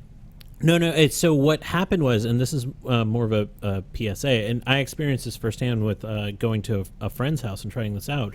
We saw all these frame drops happening in the Rift, and we finally tracked it back to Flux is actually causing it. And so many people have Flux, and this is like the program to make it easier on your eyes as you look at the screen. And so I think a lot of Oculus users were having this problem for a long time. Turn off Flux. Don't Don't use Flux on your Rift. What does it do? Well, Flux is the thing that changes the color temperature of your screen as the time changes, so that it's supposed to be a little warmer at night to be easier on your eyes in low light. This brings up a topic I'll be really interested to discuss in the months to come as you spend more and more time in your Oculus is how that feels like on your like the eye strain of it, because count down to blindness.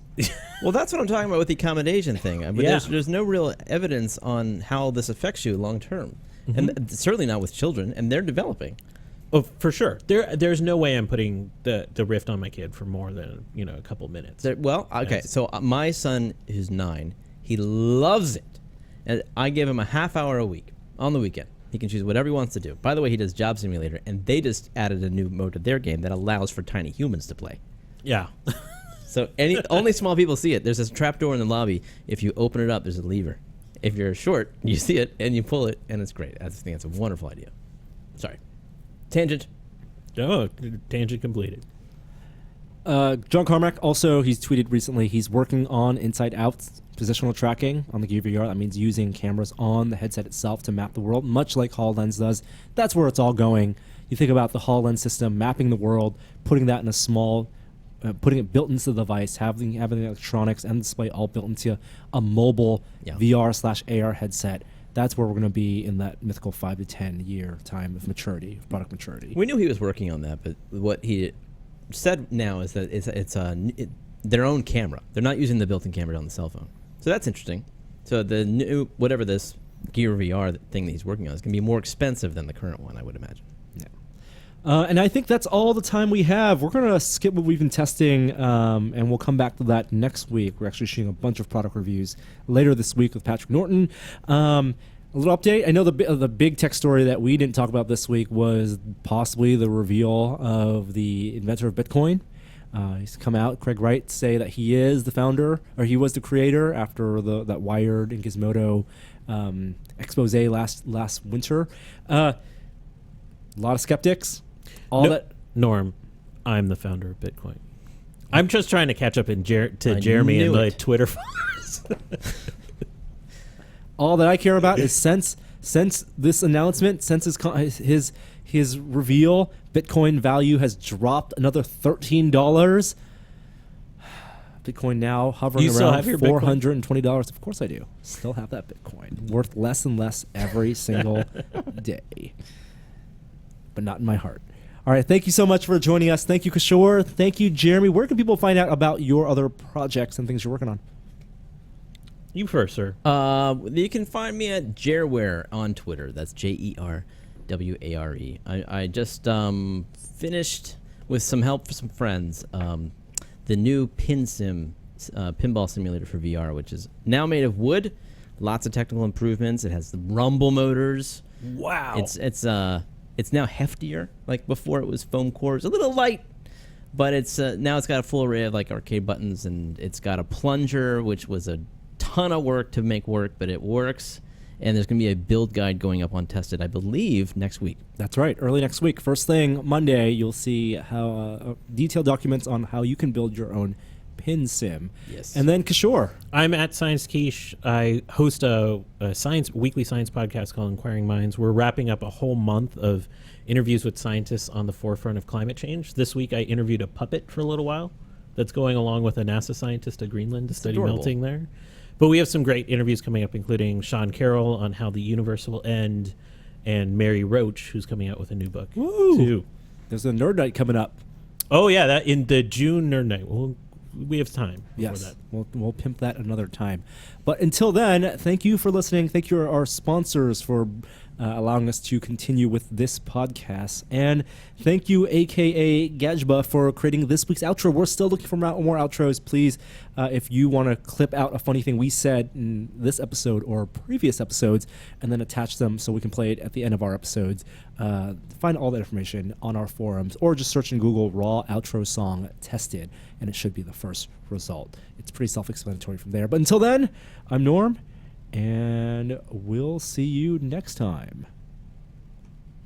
Hi there, I didn't see you. Tested.